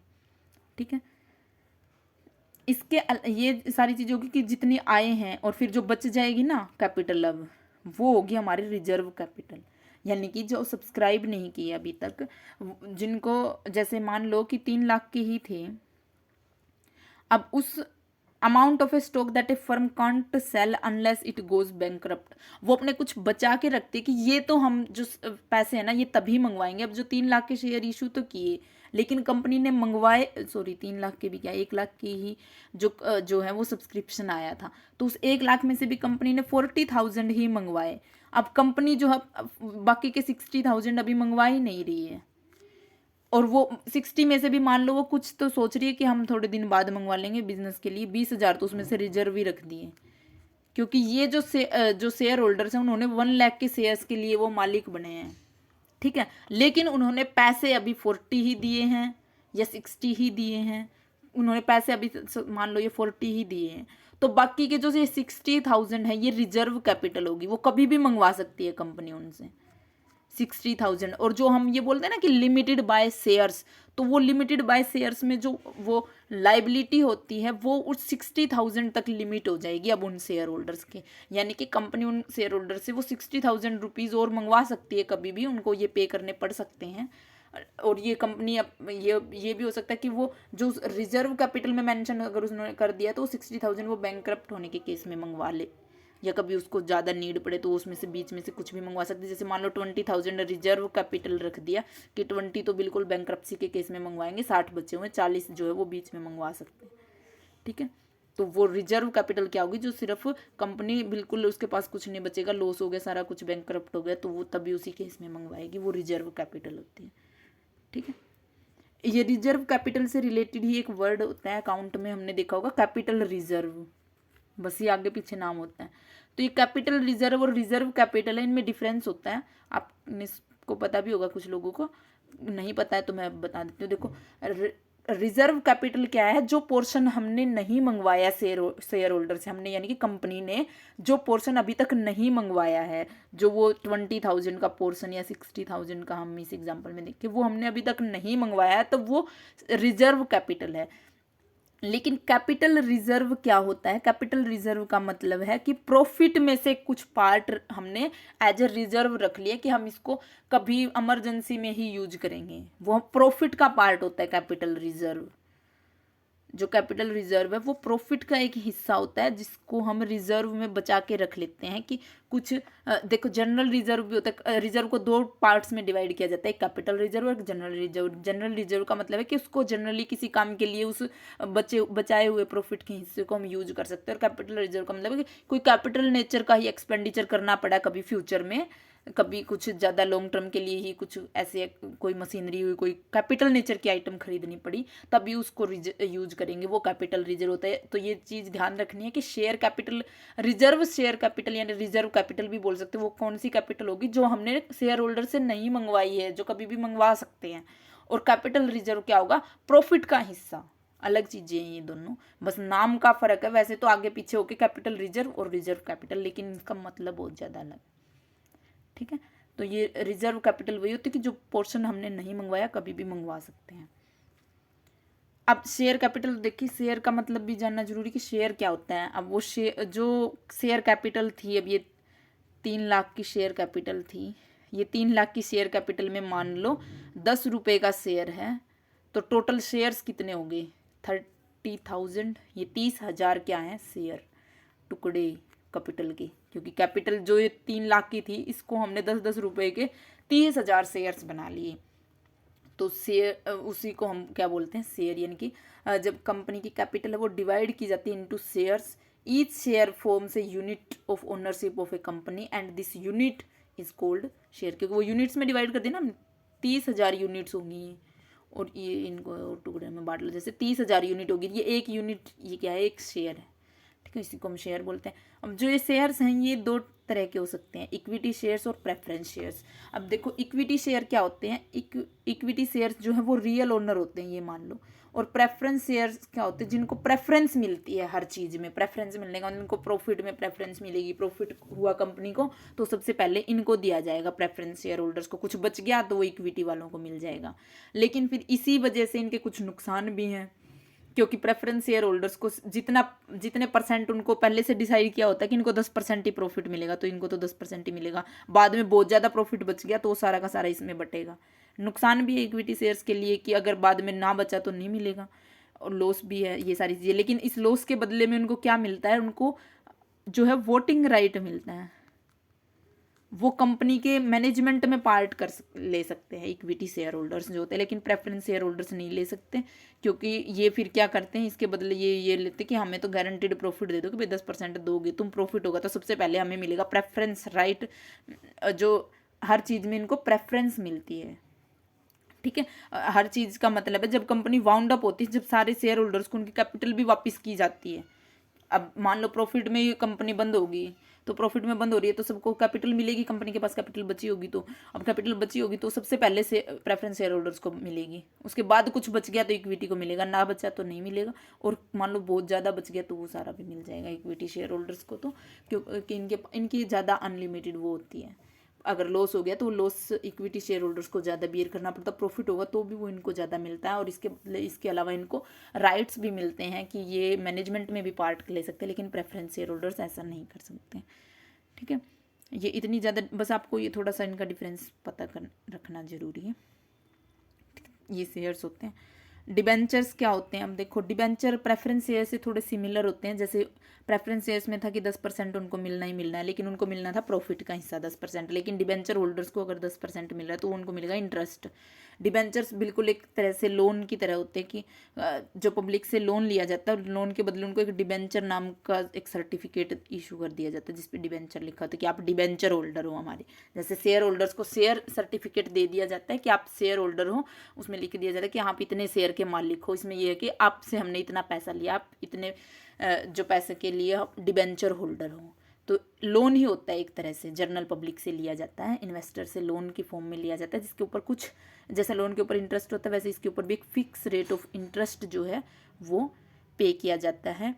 ये इंटरेस्ट सेमी एनुअली कैसे भी हो सकता है, ठीक है, वो इंटरेस्ट पे किया जाता है। लेकिन ये डिबेंचर्स जो है वो बॉन्ड के वैसे सिमिलर होते हैं काफ़ी हद तक, लेकिन थोड़ा सा डिफरेंस होता है। बॉन्ड जो है उसमें कोलेट्रल दी जाती है, कोलेट्रल का मतलब कुछ गिरवी रख के जो है वो बॉन्ड दिए जाते हैं। लेकिन डिबेंचर के केस में कुछ भी जो है वो गिरवी नहीं रखा जाता। ये सिर्फ और सिर्फ, अब देखो गिरवी भी नहीं रखा कुछ तो भी लोग पैसे दे रहे हैं, तो वो पैसे किस बेस पे देंगे, सिर्फ जो कंपनी की क्रेडिट वर्दीनेस है या फिर उसकी रेपुटेशन है कंपनी की, इशूअर की लिख रखा है इसमें। इशूअर कौन होगा, कंपनी होगी ना, जो इशू कर रही है डिबेंचर्स वो इशूअर होगा, और इशू कौन कर रही है, कंपनी। तो यानी कि कंपनी की क्रेडिट वर्दीनेस या फिर उसकी रेपुटेशन कंपनी की है, जो उसके बेस पे ही जो डिबेंचर होल्डर्स हैं वो पैसे इन्वेस्ट करते हैं, पैसे देते हैं कंपनी में। वो कुछ भी गिरवी नहीं रखवाते कंपनी से कि हाँ ये मतलब कंपनी अपनी कुछ एसेट हमारे पास गिरवी रखेगी तभी हम पैसे देंगे। वो लोन के केस में या बॉन्ड के केस में ऐसा होता है कि वो कुछ गिरवी रखते हैं ऐसी चीज़ें, लेकिन इसमें नहीं होता डिबेंचर्स में। इसमें रिस्क होता है, और वो रिस्क जो है वो इस बेस पे लेते हैं कि हाँ अच्छी रेपुटेशन है कंपनी के, अच्छे प्रॉफिट्स हो रहे हैं तो हम इसमें पैसा लगा देते हैं। लेकिन जब ये डिबेंचर्स इशू किए जाते हैं तो एक चीज़ होती है कि कंपनी को ट्रस्टी अपॉइंट करना पड़ता है। अब ट्रस्टी क्या होता है, ये सारे जो डिबेंचर होल्डर्स के राइट्स हैं उस वो ध्यान रखता है कि हाँ कंपनी जो है सारी जो डिबेंचर होल्डर के राइट है वो उनको दे रही है, उनसे कुछ छुपा नहीं रही है। मतलब इन दोनों के बीच में ट्रस्टी का काम करता है डिबेंचर होल्डर्स, और जो कंपनी है ना, इशूअर और डिबेंचर होल्डर, इन दोनों के बीच में जो ट्रस्टी है वो एज ए ट्रस्टी ही, मतलब उनके बीच में एजेंट लगा लो कुछ भी, कि वो क्योंकि सिर्फ पूरा का पूरा ही उसके रेपुटेशन और क्रेडिट वर्दीनेस के बेस पे ही डिबेंचर होल्डर अपना पैसा लगाते हैं। तो उनके राइट्स को प्रोटेक्ट करना कि भाई कंपनी उनके साथ धोखा ना कर दे, ये सारी चीज़ें कुछ ना कर दे, फ्रॉड, तो उसकी जो जिम्मेवारी है वो किसकी होगी, ट्रस्टी की होगी। तो इसीलिए ये प्रोविज़न है कि जब कंपनी डिबेंचर्स इशू करती है तो उससे पहले कंपनी को ट्रस्टी अपॉइंट करना जरूरी है, कोई भी एक ट्रस्टी जो कि डिबेंचर होल्डर के बिहाफ पे कंपनी के साथ डील कर सके, कंपनी की ये सारी चीज़ें चेक कर सके कि वो कुछ फ्रॉड ना कर रही हो डिबेंचर होल्डर्स के साथ में। ठीक है, अब शेयर्स जो हैं वो इशू कैसे होते हैं, शेयर इशू करने का क्या प्रोविज़न है, क्या चीज़ें हैं। देखो शेयर्स इशू ऑफ शेयर्स का मतलब है कि कितने शेयर्स किस प्राइस पे इशू किए जाएंगे, वो होगा इशू ऑफ शेयर्स। अब इशू ऑफ शेयर्स जो है वो आईपीओज की फॉर्म में भी हो सकते हैं। आईपीओज क्या होते हैं? इनिशियल पब्लिक ऑफरिंग, यानी कि फर्स्ट टाइम जब कोई कंपनी शेयर इशू करती है अपने, कंपनी कोई प्राइवेट थी या बिल्कुल नई कंपनी भी है, उसने अपना आईपीओ, ये नहीं कहते हम कि आईपीओ निकाला, एसबीआई ने आईपीओ निकाला है, पेटीएम ने अपना आईपीओ निकाला है, तो ये क्या होगा कि पहली बार उन्होंने मार्केट से पैसे लिए हैं, पहली बार उन्होंने जनरल पब्लिक से पैसे लिए हैं, पहली बार जनरल पब्लिक को अपने शेयर्स दिए हैं, तो वो होते हैं इनिशियल पब्लिक ऑफरिंग। इसके अलावा सेकेंडरी मार्केट में, यानी कि सेकेंडरी दूसरी या तीसरी बार भी एक बार कंपनी ने शेयर इशू किए, फिर दोबारा फिर कुछ और कंपनी को कैपिटल की जरूरत पड़ी, दोबारा से फिर इशू किए, तो वो ऐसे भी कर सकती है कंपनी। कैसे भी शेयर इशू हो सकते हैं कंपनी के, इनिशियल हो गए तो दूसरी बार होंगे तो वो सेकेंडरी मार्केट में ऐसे होंगे। तो ये सीधी इशू ऑफ शेयर का मतलब ये है कि कितने पैसे पे कितने शेयर इशू हो रहे हैं वो होगा।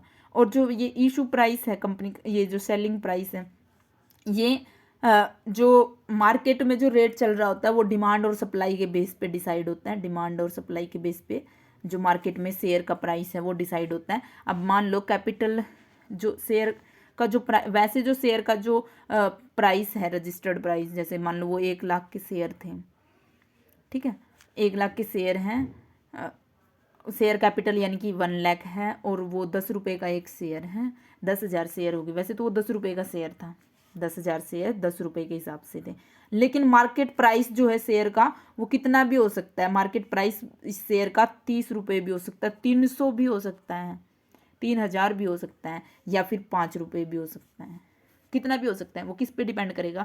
डिमांड और सप्लाई पे। अब इस शेयर की बहुत ज़्यादा डिमांड होगी, बहुत लोगों ने 10,000 ही शेयर्स थे और लोगों ने बहुत डिमांड कर दी शेयर की, मान लो 1 लाख लोगों ने या कुछ और भी ज़्यादा लोगों ने इसकी डिमांड कर दी, तो शेयर का प्राइस अपने आप ज़्यादा बढ़ जाएगा। 30 भी हो सकता है, 300 भी हो सकता है, कितना भी हो सकता है। मार्केट प्राइस जो है वो कितना भी हो सकता है, और मार्केट प्राइस के ऊपर भी कंपनी जो वो शेयर इशू कर सकती है, कैसे भी कर सकती है, ठीक है। मार्केट प्राइस पे ही होगा। वैसे जो खरीदेंगे तो वो जो उस टाइम पे जो मार्केट प्राइस चल रहा होगा, शेयर होल्डर्स उसी पे खरीदेंगे, या उसके तो बहुत सारे और ऑप्शंस होते हैं, वो आपकी इतनी डिटेल में नहीं है गिवन चीज़ें, तो आप बस इतना याद रखो शेयर इशू कैसे होते हैं। अब शेयर इशू हो कर दिए कंपनी ने, उसके बाद लोगों की एप्लीकेशन आई। अब ज़रूरी नहीं है कि जितने के शेयर इशू किए उतनों के लिए एप्लीकेशन आ जाए, उनके से कम की भी आ सकती है, ज़्यादा की भी आ सकती है। इसी को हम बोलते हैं कि ओवर सब्सक्रिप्शन भी हो सकता है या अंडर सब्सक्रिप्शन भी हो सकता है। ओवर सब्सक्रिप्शन का क्या मतलब है कि मान लो 1 लाख शेयर इशू किए, सॉरी 10,000 शेयर इशू किए थे, लेकिन जो अप्लीकेशन आई है जो पब्लिक की, शेयर होल्डर्स की डिमांड जो आई है वो 12,000 शेयर्स के लिए आ गई, यानी कि 12,000 लोगों ने मांगे हैं शेयर्स, 12,000 लोगों के 12,000 शेयर्स के लिए एप्लीकेशन आ गई हमारे पास, ठीक है। या फिर 20,000 के लिए आ गई, या फिर 8,000 के लिए, या ये 5,000 के लिए, मतलब कम भी हो सकते हैं, ज़्यादा भी हो सकते हैं। ओवर का तो मतलब होगा कि ज़्यादा हो गए, 12,000 या 20,000, कितने भी ज़्यादा शेयर्स के लिए आई है। अंडर सब्सक्रिप्शन का मतलब है जितने इशू के उससे कम के लिए एप्लीकेशन आई है, 8,000 या 5,000, ठीक है। तो अगर देखो अंडर सब्सक्रिप्शन का केस होता है तो अलॉटमेंट कैसे होती है? प्रोराटा बेस पे हो सकती है, प्रोराटा बेसिस पे। प्रोराटा क्या होता है कि जैसे ये अकाउंट्स में किया भी होगा आप लोगों ने, शेयर इशू करने वाले जो इशू ऑफ शेयर्स के जो चैप्टर होते हैं अकाउंट्स में, उसमें करते भी हम एंट्री। प्रोराटा का मतलब है कि जो 10,000 जो शेयर्स थे अपने, वो 12,000 बंदों में रैंडमली प्रोपोर्शनली बांट दो। कि अब देखो इनका प्रोपोर्शन क्या बनेगा, ये कि 10 जो 12 जो वो है जिन्होंने 12 मांगे हैं उनको 10 देने हैं, तो ऐसे ही जिसने जितने जितने मांगे होंगे उसके अकॉर्डिंग दे दो। इनके प्रोपोर्शन इसी के प्रोपोर्शन में कि कितने शेयर्स हैं, कितनी आई है डिमांड, उनका वो निकाल लिया हमने रेशो, और उसी रेशो में देना, वो प्रोराटा अलॉटमेंट होगी। या कंपनी अपनी मर्जी से भी दे सकती है कि हमने सिर्फ 10 बाकी की 2,000 थे उनको रिटर्न कर दिया वापस, कि अपना पैसा रखो, हमें तो सिर्फ 10,000 ही इशू कर सकते हैं हम, तो वो जो 10,000 बच के फिर उन लोगों को दे दी, ठीक है। या फिर जो 12 थे उनको 10 के फॉर्म में, रेशो के फॉर्म में भी दे सकते, कैसे भी अलॉट कर सकती है कंपनी जो शेयर्स हैं वो। ये बेसिकली ऐसी चीज़ें इनिशियल पब्लिक ऑफरिंग के टाइम पे ज़्यादा होती है, क्योंकि इनिशियल यानी कि क्योंकि जो बाद में तो जो पैसा होता है वो मार्केट प्राइस पे और उस बेस पे ही आते हैं। इनिशियल पब्लिक ऑफरिंग के टाइम पे जब कंपनी फर्स्ट टाइम इशू करती है तो उसके प्राइस कुछ भी कितने भी लोग डिमांड कर सकते हैं। उसने 10,000 निकाले, अगर वो बहुत प्रॉफिट मेकिंग कंपनी रही है, लोगों ने ऑब्जर्व किया, जैसे SBI का IPO आया था तो वो बहुत ज़्यादा प्राइस पे बहुत लोगों ने उसके शेयर्स की डिमांड की थी, तो उस वजह से उसके प्राइस बहुत ज़्यादा बढ़ गए थे। तो वो ऐसे IPOs के केस में अलॉटमेंट ऑफ शेयर्स की ज़्यादा वो होती है कि ज़्यादा जो है वो अप्लीकेशन ज़्यादा शेयर्स के लिए आ सकती हैं। ये बाकी डिटेल में आप लोग पढ़ लेना, बस मैं मतलब बता रही हूँ आपको, इसका थोड़ा सा समझना है तो। इसके अलावा है शेयर सर्टिफिकेट।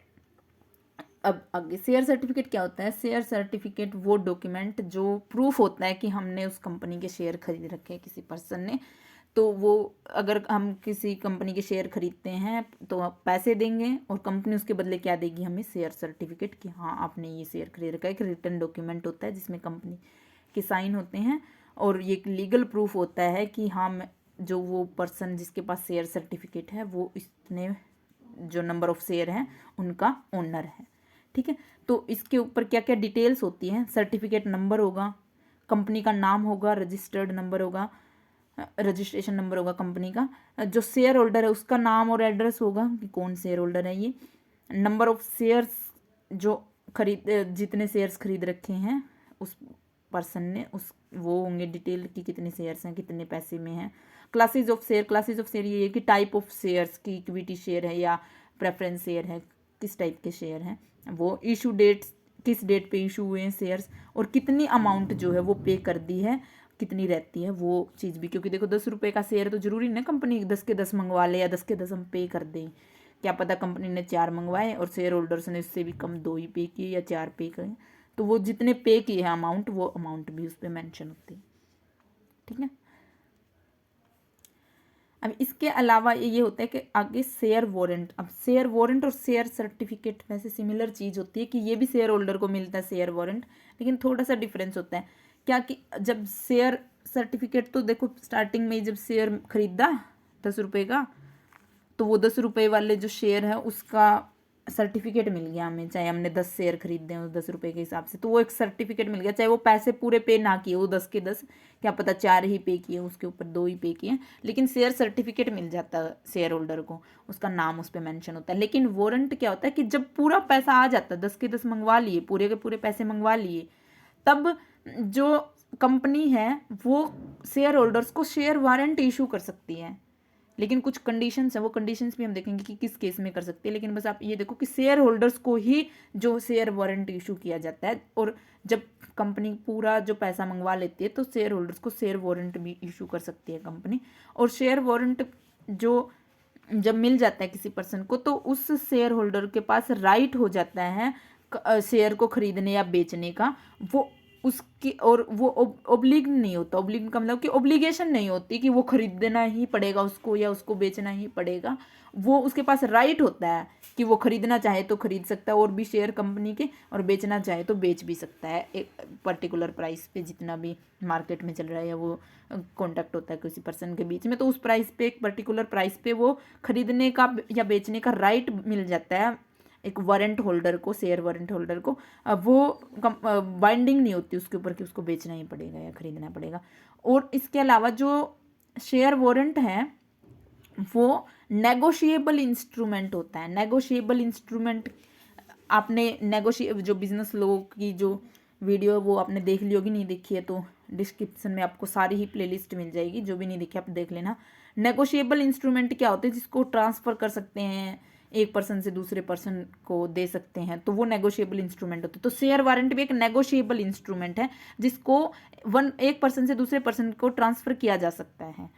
और ट्रांसफ़र करने के लिए भी इसमें अलग अलग तरीके होते हैं कि डिलीवरी के थ्रू ही ट्रांसफ़र किया जाएगा या उसमें नाम चेंज करके जो है वो ट्रांसफ़र किया जाएगा। अब देखो सीधा जो सिर्फ डिलीवरी से ही जो ट्रांसफ़र हो जाती है ना, जिसमें ओनरशिप भी डिलीवरी से ट्रांसफ़र हो जाती है, यानी कि जिस पर्सन के हाथ में वो इंस्ट्रूमेंट होगा, नेगोशिएबल इंस्ट्रूमेंट, वही उसका ओनर है, ऐसा भी हो सकता है। या फिर उस इंस्ट्रूमेंट में जिस पर्सन का नाम मेंशन है वो उसका ओनर है। अब देखो शेयर सर्टिफिकेट में उस पर्सन का नाम मेंशन है तो वो उस पर जो शेयर होल्डर है उसका नाम मेंशन है, तो यानी कि उस शेयर्स का जो उस मालिक है वो वही है, उस शेयर सर्टिफिकेट का मालिक उसमें जिस भी पर्सन का नाम मेंशन है वही है।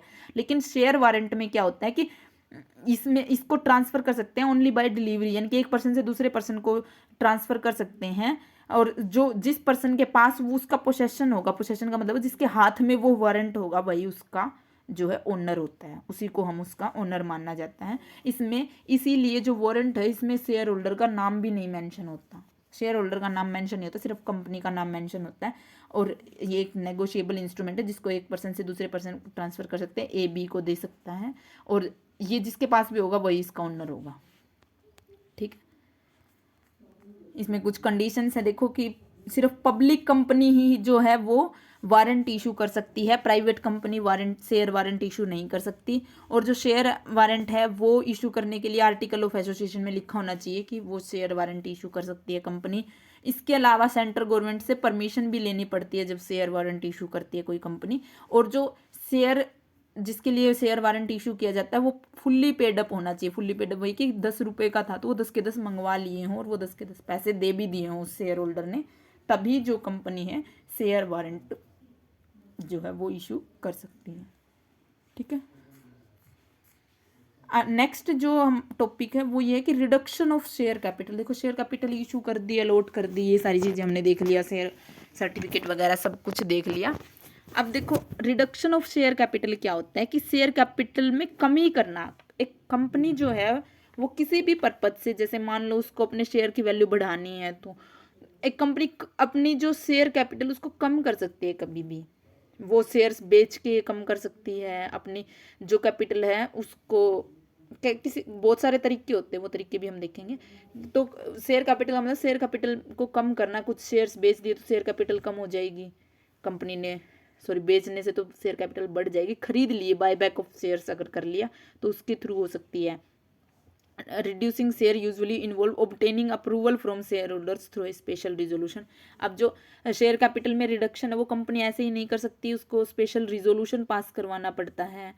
और जो कोर्ट से और रिलेवेंट रेगुलेटरी अथॉरिटी होती हैं जैसे रजिस्ट्रार ऑफ कंपनी या सेबी वगैरह, उनसे जो है वो अप्रूवल भी लेना पड़ता है, तभी एक कंपनी जो अपनी शेयर कैपिटल रिड्यूस कर सकती है, कम कर सकती है।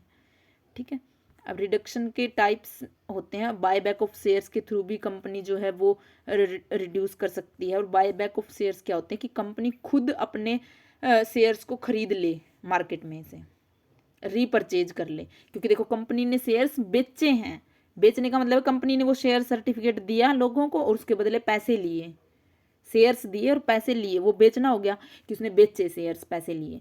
अब खरीद लिए वापस तो वो बाय बैक हो गया, अब कंपनी को क्या होगा, पैसे देने पड़ेंगे, अब उसने खरीदे तो पैसे देने पड़ेंगे, अब कंपनी के पास शेयर्स आ जाएंगे। अब कंपनी अगर अपनी ओनरशिप थोड़ा और कंट्रोल करना चाहते हैं प्रोमोटर्स, तो वो तो ऐसे केस में वो जो ओपन मार्केट से शेयर्स खरीद सकते हैं तो वो उसके शेयर कैपिटल जो है वो कम हो जाएगी अपने आप, ओपन मार्केट में शेयर्स खरीद सकते हैं, तो बाय बैक ऑफ शेयर बोलते हैं। The purpose of buy back of share is to reduce the number of outstanding share. देखो आउटस्टैंडिंग शेयर क्या होते हैं, आउटस्टैंडिंग शेयर वे शेयर्स होते हैं जो कंपनी ने इशू कर दिए हैं, जिनके ऊपर पैसे आ चुके हैं, वो शेयर जो है वो होते हैं आउटस्टैंडिंग शेयर्स।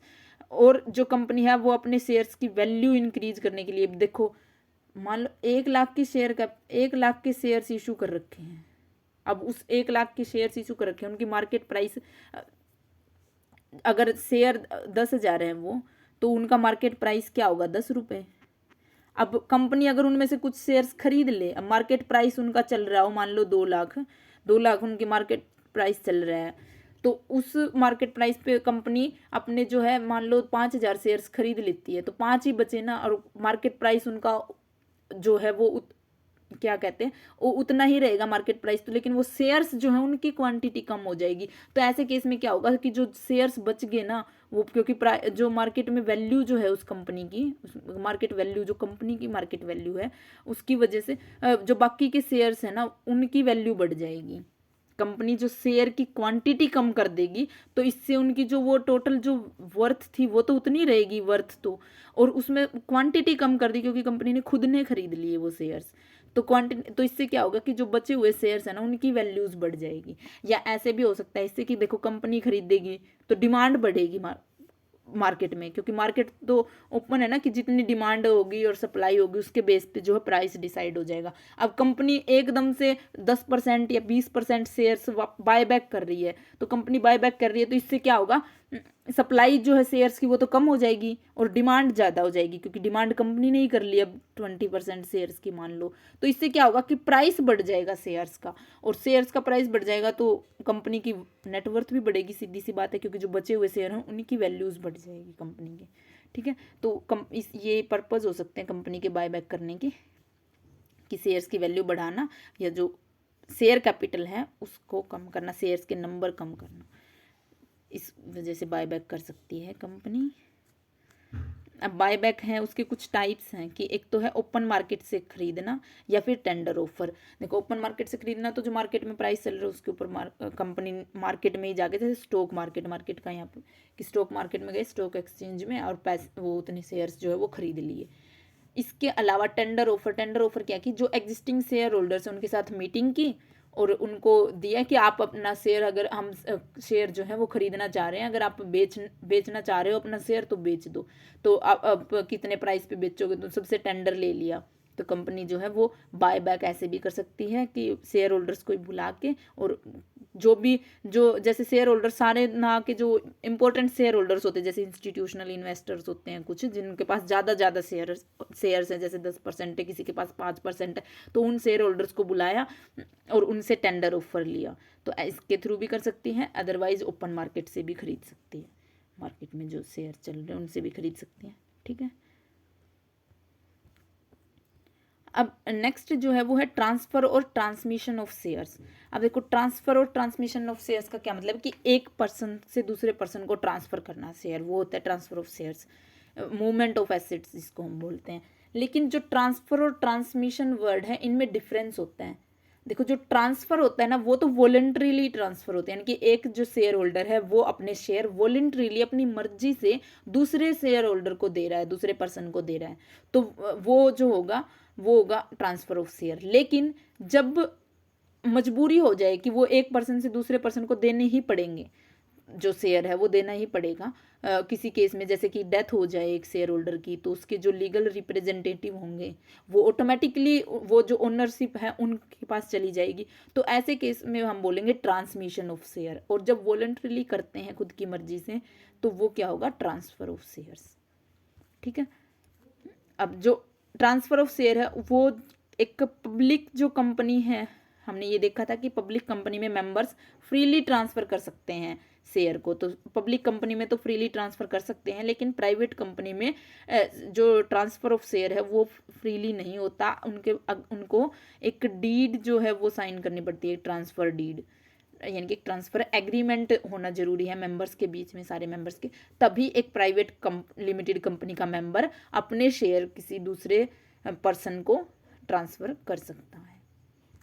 ठीक है, ट्रांसमिशन ये हमने देख लिया कि जो ऑपरेशन ऑफ लॉ की वजह से होता है, वॉलंटरीली नहीं होता, वो कानूनन करना पड़ता है ट्रांसफ़र, जैसे कि इंसॉल्वेंट हो जाए या किसी की डेथ हो जाए मेंबर की, जो शेयर होल्डर है उसकी, तो उस केस में जो किसी और के पास ट्रांसफ़र हो जाएंगे ऑटोमेटिकली वो शेयर्स, तो उसको हम ट्रांसमिशन ऑफ शेयर्स बोलेंगे। There is no transfer deed executed, the transferee will given the right to the shareholders and transmission is recorded only when the transferee give proof of entitlement of shares. अब देखो जो इसमें है ना किसी deed की ज़रूरत नहीं है, फिर प्राइवेट कंपनीज में भी डीड की ज़रूरत नहीं है, सिर्फ जो ट्रांसफरी है यानी कि जो जिसके पास जा रहे हैं वो शेयर्स, उसको प्रूफ दिखाना है कि हाँ भाई उसके पास जो वो लीगल रिप्रेजेंटेटिव है उस पर्सन का, जैसे डेथ होगी तो ऐसे केस में, या इंसॉल्वेंट हो रहा है तो ऐसे केस में, कि वो भाई अब इसके लीगली ये जाना कंपलसरी है, तो उससे रिलेटेड जो डॉक्यूमेंट है जो प्रूफ है वो दिखाने जरूरी है, बस ट्रांसफ़र डीड होना जरूरी नहीं है, क्योंकि ये तो कानूनन करने ही पड़ेंगे, मजबूरी हो जाती है कि ट्रांसफ़र ऑफ शेयर्स तो करना ही पड़ेगा, लेकिन उसके लिए फिर जो सारी फॉर्मेलिटीज़ हैं, जो डॉक्यूमेंट्स हैं वो होने ज़रूरी हैं। और डेथ के केस में वही कि जो लीगल रिप्रेजेंटेटिव हैं उनको अपना प्रूफ दिखाना होगा। In case of insolvency official assignee जो है वो डिसाइड करेगा, क्योंकि अगर कोई पर्सन इंसॉल्वेंट हो जाता है तो उसके केस में एक असाइन कर दिया जाता है कोई पर्सन जो उसके बिहाफ पे सारी फिर डील करेगा, तो वो पर्सन ही डिसाइड करेगा उस अकॉर्डिंग टू लॉ कि ये कर सकते हैं, अब इसके शेयर कौन ले सकता है, कहाँ किसके पास जा सकते हैं ये शेयर, तो वो वाली चीज़ें। तो जो एज पर लॉ होता है, ऑपरेशन ऑफ लॉ होता है, वो ट्रांसमिशन ऑफ शेयर होता है, और जो पर्सन अपनी मर्जी से किसी दूसरे पर्सन को शेयर ट्रांसफ़र करता है तो वो ट्रांसफ़र ऑफ शेयर होता है। ठीक है, जब सेल करते हैं ना एक पर्सन से दूसरे पर्सन को शेयर, तो वो भी उसी को ट्रांसफ़र ऑफ शेयर बोलते हैं। बस इसमें ट्रांसफ़र वर्ड लिखा है शेयर की वजह, क्योंकि वो जो शेयर सर्टिफिकेट होगा ना ऐसे केस में, वो शेयर का जो एक पेज होगा, क्योंकि शेयर क्या होता है, एक पेज जिसके ऊपर लिखा होता है कि हाँ ये शेयर है इस कंपनी का, तो वही सर्टिफिकेट होगा, शेयर सर्टिफिकेट। तो वो सर्टिफिकेट, वो प्रॉपर्टी, वही ट्रांसफ़र करना होता है, ट्रांसमिशन ऑफ शेयर। ठीक है, ट्रांसफर ऑफ शेयर और ट्रांसमिशन ऑफ शेयर। अब जो ये लास्ट टॉपिक बच गया, डिपॉजिटरी सिस्टम। अब देखो डिपॉजिटरी सिस्टम क्या होता है, जिसमें जो शेयर्स इशू किए जाते हैं, शेयर्स खरीदे जाते हैं, बेचे जाते हैं, इनकी सिक्योरिटी में डील करना, और इलेक्ट्रॉनिकली, फॉर्म ऑफ इलेक्ट्रॉनिकली कैसे डील की जाती है सिक्योरिटीज़ में, वो उसकी एक ऑर्गेनाइजेशन, उसका एक सिस्टम वो होगा डिपॉजिटरी सिस्टम। जैसे कि देखो डीमैट अकाउंट ओपन करते हैं हम, तो वो डिपॉजिटरी में हम डीमैट, जैसे बैंक में अकाउंट ओपन किया जाता है ना, एक बैंक की तरह काम करती है डिपॉजिटरी सिस्टम, पूरी तरह से एक बैंक की तरह काम करते हैं। और जैसे बैंक में अकाउंट ओपन किया जाता है, हम बैंक अकाउंट ओपन करते हैं, वैसे ही डिपॉजिटरी सिस्टम में एक डीमैट अकाउंट ओपन किया जाता है। देखो शेयर्स में डील करने के लिए हमें डीमैट अकाउंट होना हमारा जरूरी नहीं, कि डीमैट अकाउंट खुलवाना जरूरी है हमें। तो वो कि फिर उससे क्या होगा, इलेक्ट्रॉनिकली हम शेयर्स कभी भी जो अपने फ़ोन के थ्रू, अपने पीसी के थ्रू, हम कभी भी शेयर्स जो है हमारे डीमैट अकाउंट में ट्रांसफ़र कर सकते हैं, यानी कि शेयर खरीद सकते हैं, बेच सकते हैं, डीमैट अकाउंट के थ्रू सारी ट्रांजैक्शंस होंगी। तो वो डिपॉजिटरी सिस्टम एक इलेक्ट्रॉनिक प्लेटफॉर्म पे काम करने वाली एक ऑर्गेनाइजेशन है, जो कि सिक्योरिटीज़ में डील करते हैं, जिसमें सिक्योरिटीज़ में डीलिंग होती है कि सिक्योरिटीज सेल परचेज होती है। ठीक है, जैसे कि ये अब डिपॉजिटरी सिस्टम इंडिया में जो है वो क्या है कि डीमैटेरियलाइज्ड है, वो इलेक्ट्रॉनिकली होता है। डीमैटेरियलाइजेशन ऑफ सिक्योरिटीज है the model adopted in India for depository model helps with dematerialisation of securities, यानी कि अब जो पेपर वर्क है वो नहीं होता, इलेक्ट्रॉनिकली होता है। डीमैटेरियलाइजेशन का यही मतलब है कि पेपर वर्क सारा खत्म करके इलेक्ट्रॉनिकली होना डीलिंग शेयर्स में, वही डिपॉजिटरी सिस्टम है। बाकी ये और भी ज़्यादा डिटेल में डिपॉजिटरी सिस्टम का जो कंसेप्ट है वो आपका जब हम जो सिक्योरिटी मार्केट वाली जो यूनिट करेंगे ना, जिसमें स्टॉक मार्केट और ये सारी चीज़ें आएंगी, उसमें आ जाएगा आपका डिपॉजिटरी सिस्टम। लेकिन वैसे समझने के लिए कि इलेक्ट्रॉनिकली जब सिक्योरिटीज़ में डील करने की जो एक प्लेटफॉर्म है वो डिपॉजिटरी सिस्टम है। जैसे इंडिया में ये NSDL है, नेशनल सिक्योरिटी डिपॉजिटरी लिमिटेड, या CSDL central depository service limited, ये ऑर्गेनाइजेशंस हैं, ये डिपॉजिटरी सिस्टम ही है एक तरह से इंडिया का। और ये मल्टी डिपॉजिटरी सिस्टम इसीलिए कहा जाता है कि सिर्फ एक ही कंपनी नहीं है, सिर्फ एक ही डिपॉजिटरी नहीं है, एक ही कंपनी नहीं है जो कि ये डिपॉजिटरी प्लेटफॉर्म जो है डीमैटेरियलाइजेशन के लिए, जो इलेक्ट्रॉनिकली सिक्योरिटीज़ में डील करने के लिए जो प्लेटफॉर्म प्रोवाइड करती है, वो बहुत सारी कंपनीज़ हैं इंडिया में। तो ये कुछ एग्जांपल है, NSDL और ये CSDL। तो इस दो ही है शायद ये इंडिया में, 2 डिफरेंट काइंड ऑफ डिपॉजिटरीज। तो यानी कि ये मल्टी डिपॉजिटरी सिस्टम है, सिर्फ एक ही कंपनी नहीं है, एक से ज़्यादा है, और इंडिया में ये काम करते हैं NSDL और CSDL। ठीक है, इसमें सारा काम इलेक्ट्रॉनिकली होता है। तो ये आज की ये यूनिट होगी हमारी हाफ यूनिट, और हाफ जो है हम वो नेक्स्ट वीडियो में करेंगे। आई होप आपको ये यूज़फुल लगा होगा, जो वीडियो है आपके लिए यूज़फुल होगा कंटेंट। Thanks for watching. अगर यूज़फुल लगे तो शेयर करें ज़्यादा से ज़्यादा, जिससे हमें भी मोटिवेशन मिले।